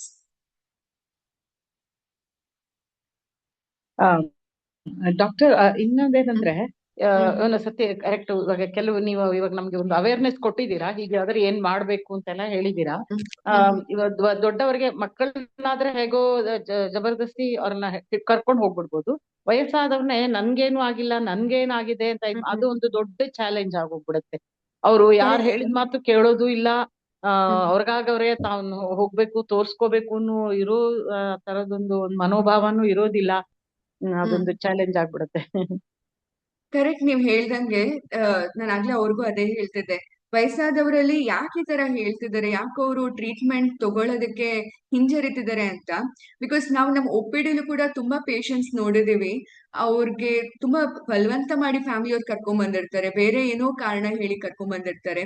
Because ಅವ್ರು ಯಾಕೆ ಸಹಾಯ ತಗೊಂತಿರಲ್ಲ ಅಂದ್ರೆ, one of the most common reason ಯಾಕಿರುತ್ತೆ ಅಂದ್ರೆ, ಯಾಕೆ ನಾವ್ ಮಕ್ಳಿಗ್ ನಾವ್ ಇನ್ ಬರ್ಡನ್ ಆಗ್ಬೇಕು, ನಾವ್ ಇನ್ನೇನ್ ಎಷ್ಟು ದಿವಸ ಅಂತ ಇರ್ತೀವಿ ಬಿಡು, ಇದ್ರೆ ಇದು ಇರ್ಲಿ ಬಿಡು, ಇಟ್ಕೊಂಡು ಹೋಗ್ಲಿ ಅನ್ನೋ ಭಾವನೆ ಜಾಸ್ತಿ ಇರುತ್ತೆ. ಎರಡನೇದಾಗಿ ಮಾನಸಿಕ ಆಸ್ಪತ್ರೆಗೆ ಹೋಗಿ ತೋರಿಸ್ಕೊಂತಿದೀವಿ ಅಥವಾ ಮಾನಸಿಕ ಡಾಕ್ಟರ್ ಹತ್ರ ಹೋಗ್ತಿದೀವಿ ಅಂದಾಗ್ಲೇ ಸಮಾಜದಲ್ಲಿ ನಮ್ ಬಗ್ಗೆ ಏನ್ ಅನ್ಕೊಂತಾರೋ ಏನೋ, ಅಥವಾ ಈ ಡಾಕ್ಟರ್ ನನ್ನ ಏನಂತ ಹೇಳ್ತಾರೋ ಏನೋ, ನನ್ಗೇನೋ ಹುಚ್ಚಿದೆ ಅಂತ ಹೇಳ್ಬಿಡ್ತಾರೇನೋ ಅನ್ನೋ ಪದಗಳನ್ನ ಜಾಸ್ತಿ ಉಪಯೋಗಿಸ್ತಾರೆ. ಅಥವಾ ಸಮಾಜನ ಈ ತರ ಕಡ್ದ್ಬಿಟ್ರೆ ಏನ್ ಮಾಡ್ಬಿಡೋದು ಅಂತ ಭಯ ಜಾಸ್ತಿ ಇರುತ್ತೆ. ಈ ಕಾರಣಗಳಿಂದ one of the most common reason ವಯಸ್ಸಾದವರು ಡಾಕ್ಟರ್ ಹತ್ರ ಹೆಲ್ಪ್ ಬರಲ್ಲ. ಇಂಥ ಟೈಮಲ್ಲಿ ಮಕ್ಕಳಾಗಿರೋರು ಅಥವಾ ಆತ್ಮೀಯರಾಗಿರೋರು ಯಾರಿದ್ದಾರೆ ಅವ್ರಿಗೆ ಫಸ್ಟ್ ನಾರ್ಮಲೈಸ್ ಮಾಡ್ಬೇಕು. ಈ ಮಾನಸಿಕ ರೋಗ ಅನ್ನೋದು ದೈಹಿಕ ರೋಗ ತರನೇ. ಫಾರ್ ಎಕ್ಸಾಂಪಲ್ ಡಯಾಬಿಟಿಸ್ ಆಗಿರಬಹುದು, BP ಆಗಿರಬಹುದು, ಜ್ವರ ಬಂದಿರಬಹುದು. ಈ ತರ ಯಾವುದೇ ಜ್ವರ ಬಂದ್ರೂ ಕೂಡ ಡಾಕ್ಟರ್ನ ನೋಡ್ಲೇಬೇಕಲ್ವಾ. ಜ್ವರ ಅಕಸ್ಮಾತ್ ಕರೆಕ್ಟ್ ಆಗಿ ಟ್ರೀಟ್ಮೆಂಟ್ ಮಾಡಿಲ್ಲ ಅಂದ್ರೆ ಜ್ವರ ಇನ್ನೂ ಜಾಸ್ತಿ ಆಗುತ್ತೆ. ಅಥವಾ ಡಯಾಬಿಟಿಸ್ ಕಂಟ್ರೋಲ್ ಆಗಿಲ್ಲ ಅಂದ್ರೆ ಇನ್ನೂ ಶುಗರ್ ಏರುಪೇರು ಆಗುತ್ತೆ. ಅದೇ ರೀತಿ ಮಾನಸಿಕ ರೋಗ ಕೂಡ ಈಗ ಸರ್ವೇ ಸಾಮಾನ್ಯ ಆಗಿದೆ. ಇದನ್ನ ನಾವು ಆದಷ್ಟು ನಾರ್ಮಲೈಸ್ ಮಾಡ್ಬೇಕು. ಮತ್ತೆ ಇನ್ನೊಂದ್ ರೀತಿ ಹೇಗೆ ಕರ್ಕೊಂಡ್ ಬರ್ಬೋದು ಅಂದಾಗ, ಅವ್ರಿಗೆ ಯೂಶಲ್ ಆಗಿ ವಯಸ್ಸಾದವರಲ್ಲಿ ಮಾನಸಿಕ ರೋಗ ಅನ್ನೋದು ಅವ್ರಿಗೆ ಮನಸ್ಸು ಬೇಜಾರಿರುತ್ತೆ, ಬಟ್ ಅವ್ರು ಅದನ್ನ ಹೇಳ್ಕೊಂತಿರಲ್ಲ. ಅವ್ರು ಅದನ್ನ ಕೈಕಾಲ್ ನೋವು, ತುಂಬಾ ಸುಸ್ತು ಅಂತ ಹೇಳ್ತಾ ಇರ್ತಾರೆ. ಸೊ ಈ ಸುಸ್ತಿಗೆ ನಾವು ಡಾಕ್ಟರ್ ಹತ್ರ ಕರ್ಕೊಂಡು ಹೋಗ್ತಿದೀವಿ ಅಂತ ಹೇಳಿ ಕರ್ಕೊಂಡು ಬರುವಂತದ್ದು ತುಂಬಾ ಪೇಷಂಟ್ಸ್ ಮಾಡ್ತಾರೆ. ಸೊ ಅಕಸ್ಮಾತ್ ಅವ್ರಿಗೆ ಈ ತರ ಮಾನಸಿಕ ಸಿಂಪ್ಟಮ್ಸ್ ಇಂದ ನಾವು ಕರ್ಕೊಂಡ್ ಬರ್ತಿದೀವಿ ಅಂತ ಹೇಳಿದಾಗ ಅವ್ರು ಬರ್ದೇ ಇದ್ದಾಗ ಈ ತರ ಹೇಳಿ ಕೂಡ ಕರ್ಕೊಂಡ್ ಬರ್ಬೋದು. ಬ್ಲಡ್ ಟೆಸ್ಟ್ ಮಾಡಿಸ್ತೀವಿ, ಕೆಲವು ಬ್ಲಡ್ ಸತಿ ಟೆಸ್ಟ್ ಮಾಡಿಸಿ ನೀವ್ ನೋಡೋಣ. ಹೇಳ್ದಾಗೆ ಕೆಲವು ಸತಿ ನೀವ್ ಹೇಳ್ದಂಗೆ ಅದು ಪ್ಯಾನಿಕ್ ಅಟ್ಯಾಕ ಇಲ್ಲ ಹಾರ್ಟ್ ಒಂದು ಪ್ರಾಬ್ಲಮ್ ಆಗಿದ್ಯಾ ಏನು, ಅದನ್ನ ಸತಿ ನಮ್ಗೆ ಕಾಮನ್ ಮ್ಯಾನ್ ನಮ್ಗೆ ಅದು ಡಿಸ್ಟಿಂಗ್ವಿಶ್ ಮಾಡಕ್ಕೆಲ್ಲ ಅದೆಲ್ಲ ಕಷ್ಟ ಆಗೋಗ್ಬಿಡತ್ತೆ. ಅದು ನಾವು ಹಾಗಂತ ಸುಮ್ನೆನೂ ಇರೋಕ್ ಆಗೋದಿಲ್ಲ. ಅದು ಫಿಸಿಕಲ್ ಸಿಂಪ್ಟಮ್ಸ್ ಮಾನಸಿಕವಾಗಿ ಇದಾಗಿದ್ಯಾ ಅಂತ. So immediately he has to be shifted. So ಅವಾಗ ಎಲ್ಲ ಒಂದ್ ಸ್ವಲ್ಪ ಪ್ರಾಬ್ಲಮ್ ಆಗ್ಬಿಡತ್ತೆ. But anyway we have to overcome that. ಮಾಡ್ಬೇಕಾಗತ್ತೆ ಮನೆಯವರು. We have to manage that. Thank you doctor, thank you very much for this very insight. ಎಮರ್ಜೆನ್ಸಿಗೆ ತಗೊಂಡ್ಬಂದು ತೋರಿಸ್ಬೇಕು ಅಂತ ತಾವು ಅನೇಕ ಸಲ ಹೇಳ್ತಾ ಇದ್ದೀರಲ್ಲ, ಈ ಎಮರ್ಜೆನ್ಸಿ ಫೆಸಿಲಿಟಿ ನಿಮ್ ಹ್ಯಾಂಡ್ಸ್ ಅಲ್ಲಿ ಇದೆಯಾ? ಇದೆ. ನಿಮ್ಹಾನ್ಸ್ ಅಲ್ಲಿ 24/7 ನಿಮ್ಹಾನ್ಸ್ ಅಲ್ಲಿ ಸೈಕ್ಯಾಟ್ರಿ ಎಮರ್ಜೆನ್ಸಿ ಸರ್ವಿಸ್ ಇದೆ. ಅವರು ನಾವು ಡೈರೆಕ್ಟ್ ಆಗಿ ಕರ್ಕೊಂಡು ಬಂದ್ರೆ ಆತರ ಪೇಷಂಟ್ಸ್ ಫಾರ್ ಎಕ್ಸಾಮಿನೇಷನ್ ಇಮಿಡಿಯೇಟ್ ಅಡ್ಮಿಷನ್ಗೂ ನಾವು ಆಲ್ 24/7 ಫೆಸಿಲಿಟಿ ಇದೆಯಮ್ಮ ಅಲ್ಲಿ? ಇದೆ. 24/7 ನೀವು ಯಾವಾಗಾದ್ರೂ ಸೈಕ್ಯಾಟ್ರಿ ಎಮರ್ಜೆನ್ಸಿ ನಿಮ್ಹಾನ್ಸ್ ಅಲ್ಲಿ 24 ಗಂಟೆನೂ ಯಾವಾಗ್ಲೂ ಇದ್ದೇ ಇರುತ್ತೆ. ಯಾವಾಗಾದ್ರೂ ಪೇಷಂಟ್ಸ್ ನ ಕರ್ಕೊಂಡ್ ಬರ್ಬಹುದು, ಯಾವಾಗಾದ್ರೂ ಪೇಷಂಟ್ಸ್ ನ ನಾವು ನೋಡ್ತೀವಿ. Very good.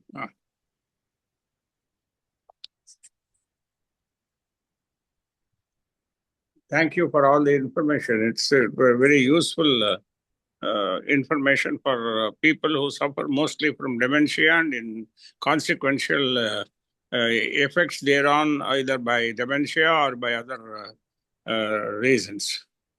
Thank you, sir.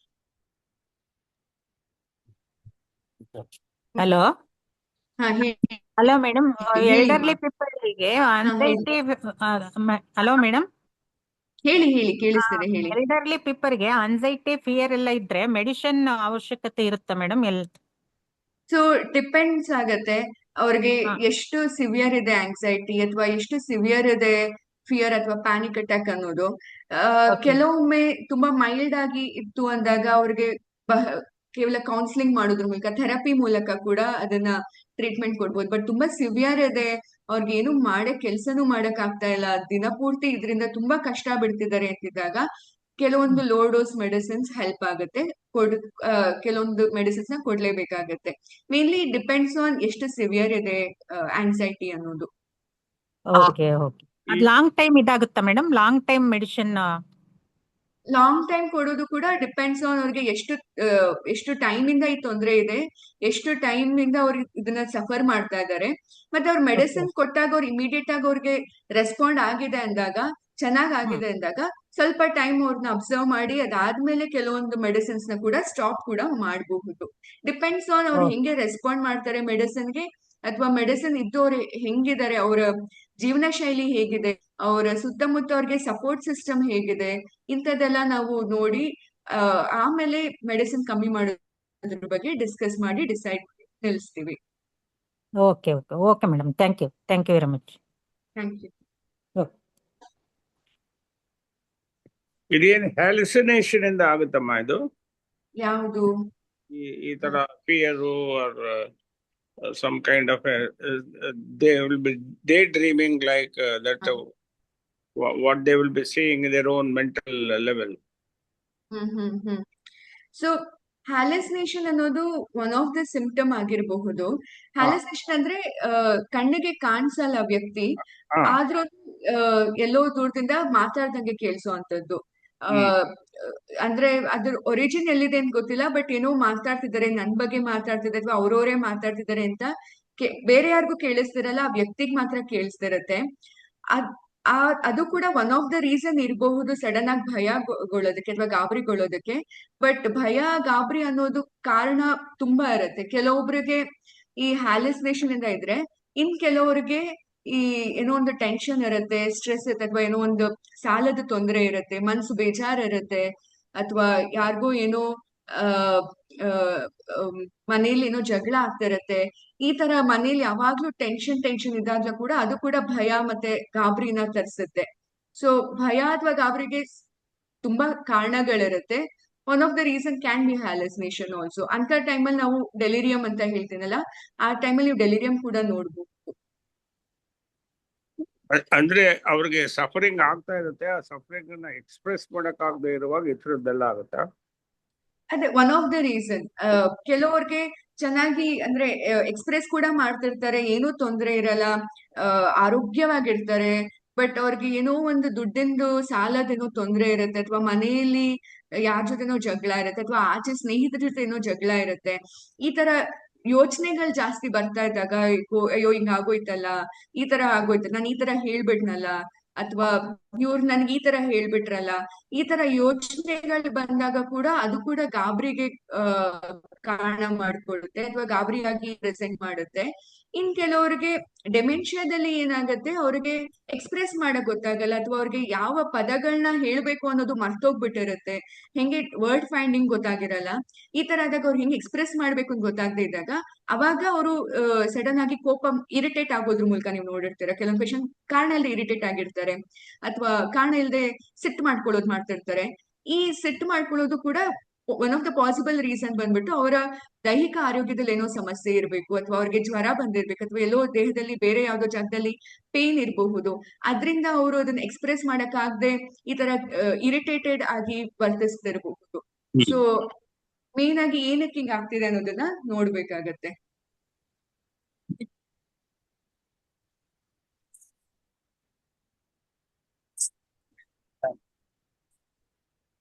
Hope I answered. Hope I answered your question, sir. Hope ನಾನು ನಿಮ್ ಕ್ವಶನ್ ಆನ್ಸರ್ ಮಾಡ್ದೆ ಅಲ್ಲ? Yeah, it meets the requirement. It meets the requirement. You see, the main thing is, even in emergency, what is this? What is it that we should express to them for the doctor or the psychiatrist to diagnose and then place the patient in the exact position? Adana ನಾನು ತಿಳ್ಕೊಳ್ಳೋಕೆ ಪ್ರಯತ್ನ ಪಡ್ತಾ ಇದ್ದೀನಿ. Yes, sir. See, as people who have some dementia patients with us, and we do not know what are all the aspects which needs to be expressed to the doctor when we bring her to emergency. ನಮಗೆ ಅದು ಏನ್ ಹೇಳಬೇಕು, ಯಾವುದು important, ಯಾವ್ದು ಅಲ್ಲ. Even minor thing makes a lot of importance. Right. Doctor for diagnosing certain things. Why is it happening ಅಂತ. ಅದಕ್ಕೋಸ್ಕರ ಇದನ್ನ ಸ್ವಲ್ಪ ಡೀಟೇಲ್ ಆಗಿ ಹೇಳಿದ್ರೆ ಒಳ್ಳೇದು ಅಂತ ಕೇಳಿದೆ master. It beats me. I hope I gave the answer. These things are not necessarily a part of dementia. It can also be with dementia. Yes. Dementia can be one of the possible reason or one of the common comorbid, but dementia, it can present without dementia also. It becomes all the more a complicated issue for the doctor or the caregivers to understand. Yes, right. That becomes very important, because there are a lot of caregivers who are caretaking dementia people, but they might not know why they are suddenly becoming restless, why they are suddenly becoming fearful, and where one of the reason can be their difficulty in expressing the problem. And this dementia being a progressive, negatively progressive disease, it becomes all the more complicated as it advances further and further by age. Right. And they need more lot of non-medicinal approaches, like without medicines. it is actually the caregiver needs to Yes. have more of psychological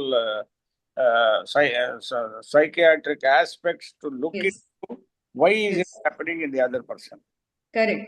Caregiver should be able to know what is happening there and how to handle it when it happens. And it's a very intricate disease, highly complicated. Yes. And it's more progressing as well.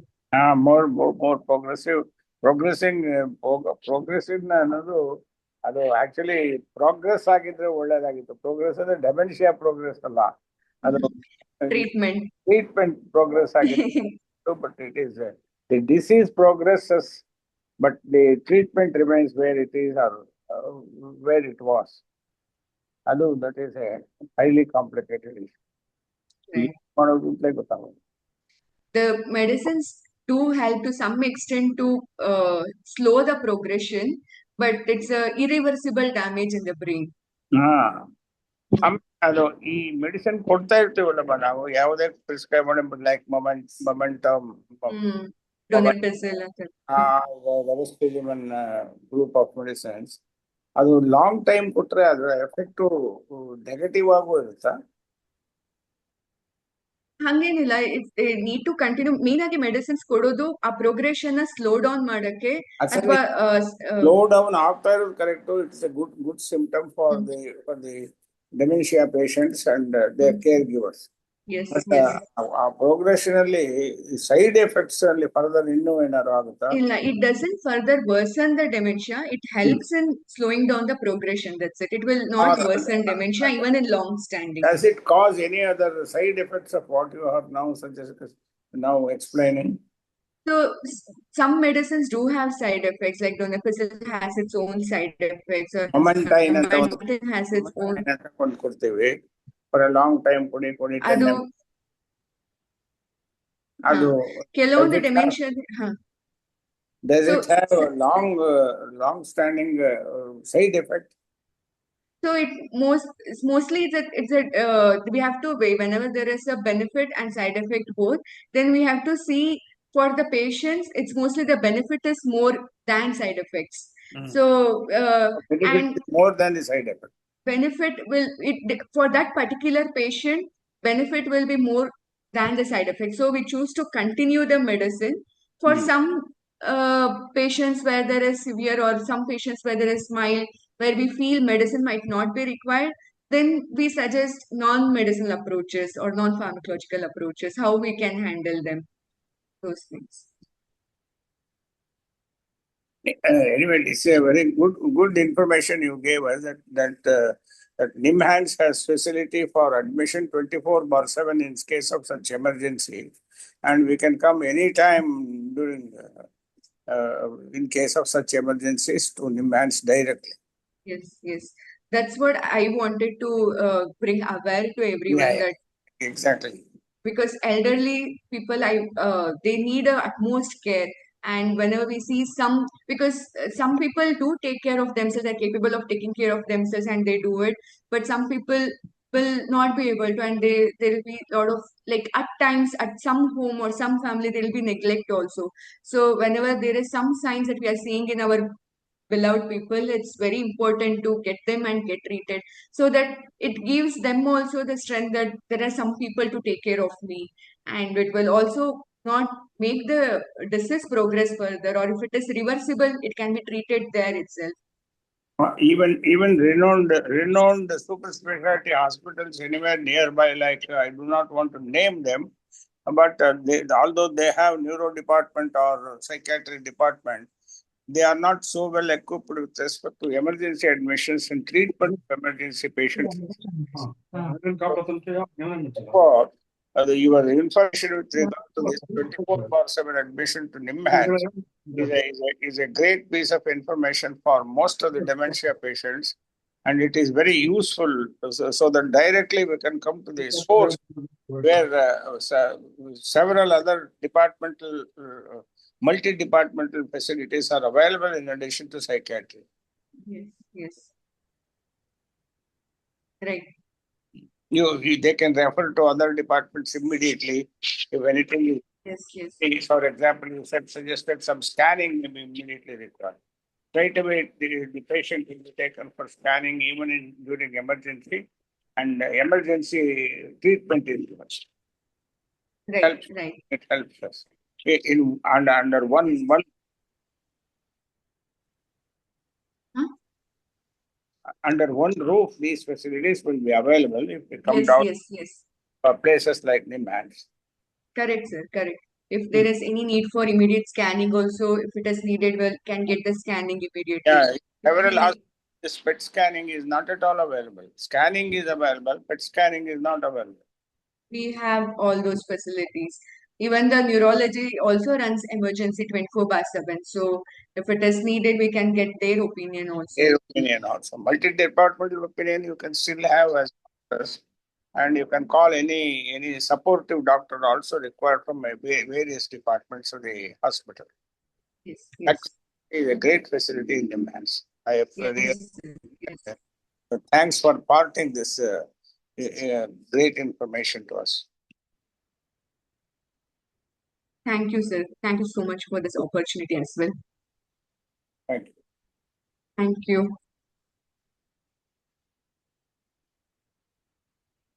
ನಮಗೆ ಈ vocabulary ಹೇಳಿದ್ದು ಕನ್ನಡದಲ್ಲಿ English ನಲ್ಲಿ it was very useful. ನಮಗೆ ಈ ತರದ್ದು ಸ್ವಲ್ಪ ಹೇಳಿದ್ರೆ ಅದು ಕೆಲವು ಸಿಚುಯೇಷನ್ಸ್ ನಮ್ಮ ಲ್ಯಾಂಗ್ವೇಜ್ ನಲ್ಲಿ ಹೇಳಿದ್ರೆ, ನಾಟ್ ದಟ್ ಇಟ್ ಇಸ್ ಕನ್ನಡದಲ್ಲೇ ಇರಬೇಕು ಅಂತಲ್ಲ, ನಮಗೆ ಅದು ಚೆನ್ನಾಗಿ ಸಣ್ಣ ಸಣ್ಣ ವಿಷಯಗಳು ಗೊತ್ತಾಗುತ್ತೆ. Thank you. It was both Kannada and English, and it was very useful, and you gave very good tips with respect to various side effects of. Thank you, sir. Thank you so much. Mainly those case scenarios were there, mainly to make people understand. ಎಲ್ಲರಿಗೂ ಅರ್ಥ ಆಗ್ಬೇಕು, ಈ ತರ ರಿಯಾಲಿಟಿಯಲ್ಲಿ ಈ ತರ conditions, ಈ ತರ symptoms ಬರುತ್ತೆ ಅನ್ನೋದಕ್ಕೆ ಈ ತರ ಸಿನಾರಿಯೋಸ್ ನ ಎಕ್ಸ್ಪ್ಲೈನ್ ಮಾಡಿದೆ. ಹೌದು, taken different scenario to explain the effects of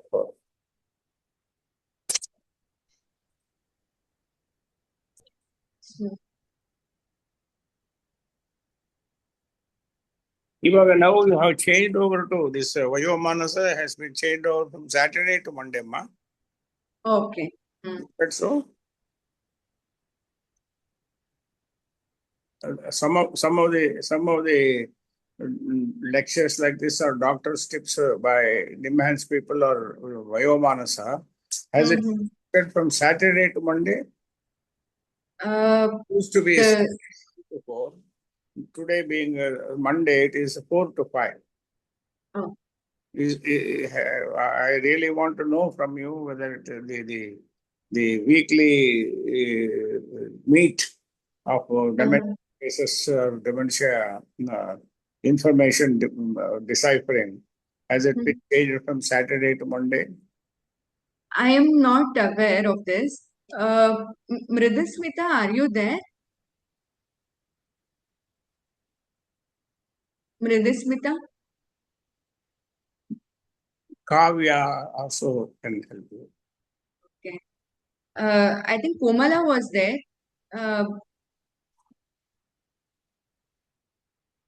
ನಮಸ್ತೆ ಮೇಡಮ್. ನಮಸ್ತೆ. ನಾನು ರತ್ನಪ್ರಭಾ ಅಂತ. ಇದು ಫಸ್ಟ್ ವಯೋಮಾನ ಸಂಜೀವಿನಿ ಫಸ್ಟ್ ಸೋಮವಾರ ಮತ್ತೆ ಶನಿವಾರ, ಬುಧವಾರ 3 ದಿನ ಇರ್ತಾ ಇತ್ತು. ಆಮೇಲೆ ಶನಿವಾರ ಮನೋರಂಜನಾ ಕಾರ್ಯಕ್ರಮ ಇರ್ತಾ ಇತ್ತು, ಗೇಮ್ಸ್, ಹಾಸ್ಯ, ಆ ತರ ಏನೇನೋ, ಇದು ಕ್ವಿಜ್, ಈ ತರ ಇರ್ತಾ ಇತ್ತು. ಆಮೇಲೆ ಬುಧವಾರನು ಕ್ಯಾನ್ಸಲ್ ಆಯ್ತು, ಶನಿವಾರನು ಕ್ಯಾನ್ಸಲ್ ಆಯ್ತು. ಈಗ ಸೋಮವಾರ 15 ದಿನಕ್ಕೆ ಒಂದ್ಸಲ ಮಾಡ್ತಾ ಇದ್ದಾರೆ. ಒಂದ್ ವಾರ ಕನ್ನಡ, ಒಂದ್ ವಾರ ಇನ್ನು 15 ದಿನ ನಡೀತಾ ಇದೆ. ಬುಧವಾರ ತಮಿಳ್ ನಡೀತಾ ಇದೆ. ಮತ್ತೆ ನನ್ಗೆ VMS ಪೂರ್ತಿ ಅಂತ, ಅದು ನಾನು ಗುರುವಾರ 4 to 5 ನೀವು ಬಂದು ಮಾತಾಡಿದ್ರಿ. ವಯೋಮಾನ ಸಂಜೀವಿನಿನೇ ಅದು ಒಂದು ಭಾಗ. ನನಗೆ ಪರ್ಮಿಷನ್ ಕೊಟ್ಟಿದ್ದಾರೆ. 255 ಕಾರ್ಯಕ್ರಮ ಆಗಿದೆ. ನೀವು ಒಂದು ಸೆಷನ್ ತಗೊಂಡಿದ್ರಿ. ಅದು ಪ್ರತಿ ಗುರುವಾರ 4 ಗಂಟೆಯಿಂದ 5 ಗಂಟೆ 4 to 5 ಅದು ಕನ್ನಡ, ಫುಲ್ ಕನ್ನಡನೇ ಅದು ನಡೆಯುತ್ತೆ. ಹ್ಮ್. ಈಗ ಸೋಮವಾರ ಒಂದ್ಸಲ ತಿಂಗಳಿಗೆ ನಡೆಯುತ್ತೆ. ಇವ್ರ ಕಡೆಯಿಂದ ಪಿ ಟಿ ಶಿವಕುಮಾರ್ ಸರ್ ಕಡೆಯಿಂದ. ನನ್ಗೆ ಗುರುವಾರ ನನಗೆ ಆಪರ್ಚುನಿಟಿ ಕೊಟ್ಟಿದ್ದು, ನಾನು ಆಯೋಜಿಸೋದು. Whatever may be the schedule, madam, my request to the concerned authorities is that give us the maximum time for information through WhatsApp or the messages that you are now sending well in advance, so that we can keep ourselves free to listen to these informative lectures. ಗುರುವಾರ ಬೇಕಾದ್ರೆ join ಆಗ್ಬೋದು. ಅದು 4 to 5 ಇರುತ್ತೆ. Okay. ಅದು VMS ಸ್ಫೂರ್ತಿ ಅಂತ ವಯೋಮನ ಸಂಜೀವಿನಿ doctor ಕಡೆಯಿಂದನೇ link ಎಲ್ಲ ಕಳಿಸಿ ಕಡೆದು ಬರ್ತಾ ಇರೋದು. ಡೆಮೆನ್ಷಿಯಾ DIA ಇಂದನೂ ಆಗೋದು ನಿಂತೋಯ್ತಮ್ಮ ಅದು. ಏನ್ ಸರ್? DIA dementia alliance. ಇಲ್ಲ, ಅಲ್ಲಿ ಡಾಕ್ಟರ್ಸ್ ಅಷ್ಟು ಬರಲ್ಲ. ಇದು ಹ್ಯಾಪಿ ಆಗಿರೋದು ಹೆಂಗೆ, ಮತ್ತೆ ಪಾಸಿಟಿವ್ ಥಾಟ್ಸ್ ಆತರ ಇರುತ್ತೆ, ಮತ್ತೆ ಸಂಸಾರದಲ್ಲಿ ಹೆಂಗೆ ಹೊಂದಾಣಿಕೆ ಆಗಿರೋದು, ಆ ತರ ವಿಷಯಗಳು ಜಾಸ್ತಿ ಇರುತ್ತೆ ಅಲ್ಲಿ. ಡಾಕ್ಟರ್ಗಳು ಕಡಿಮೆ ಅದು ಇರುತ್ತೆ, ಆದ್ರೆ ಜಾಸ್ತಿ ಇರಲ್ಲ ಅದು. Anyway, it is sure to be there every alternate Monday. ಆಯ್ತು. ಹೌದು, 1 week 15 days once Kannada, once English. Okay sir. Madam, ತುಂಬಾ ಚೆನ್ನಾಗಿತ್ತು. ತುಂಬಾ ಚೆನ್ನಾಗಿ ಮಾತಾಡ್ತೀರಾ ಕನ್ನಡದಲ್ಲಿ. ಒಳ್ಳೆ ವಿಷಯಗಳನ್ನ, ಉಪಯೋಗ ಆಗುವಂತ ವಿಷಯಗಳನ್ನ ಹೇಳ್ತೀರಾ. ಚೆನ್ನಾಗಿತ್ತು ನಿಮ್ದು ಕಾರ್ಯಕ್ರಮ. Thank you madam. ಮತ್ತೆ ನನ್ಗೂ ಒಂದೊಂದು ಕಾರ್ಯಕ್ರಮ ಮಾಡ್ಕೊಡಿ, VMS ಸ್ಫೂರ್ತಿ. ಟ್ರೈ ಮಾಡ್ತೇನೆ ಮತ್ತೆ. ಥ್ಯಾಂಕ್ ಯು ಆಪರ್ಚುನಿಟಿ ಕೊಟ್ಟದಕ್ಕೆ. ಎಲ್ಲರಿಗೂ ತುಂಬಾ ಥ್ಯಾಂಕ್ಸ್ ಪಾರ್ಟಿಸಿಪೇಟ್ ಮಾಡೋದಕ್ಕೆ. ಹೋಪ್ ಎಲ್ಲರಿಗೂ ಇನ್ಫಾರ್ಮೇಶನ್ ತಲುಪ್ತು ಅಂತ ಅನ್ಕೊಳ್ತೀನಿ. Thank you. ಧನ್ಯವಾದ.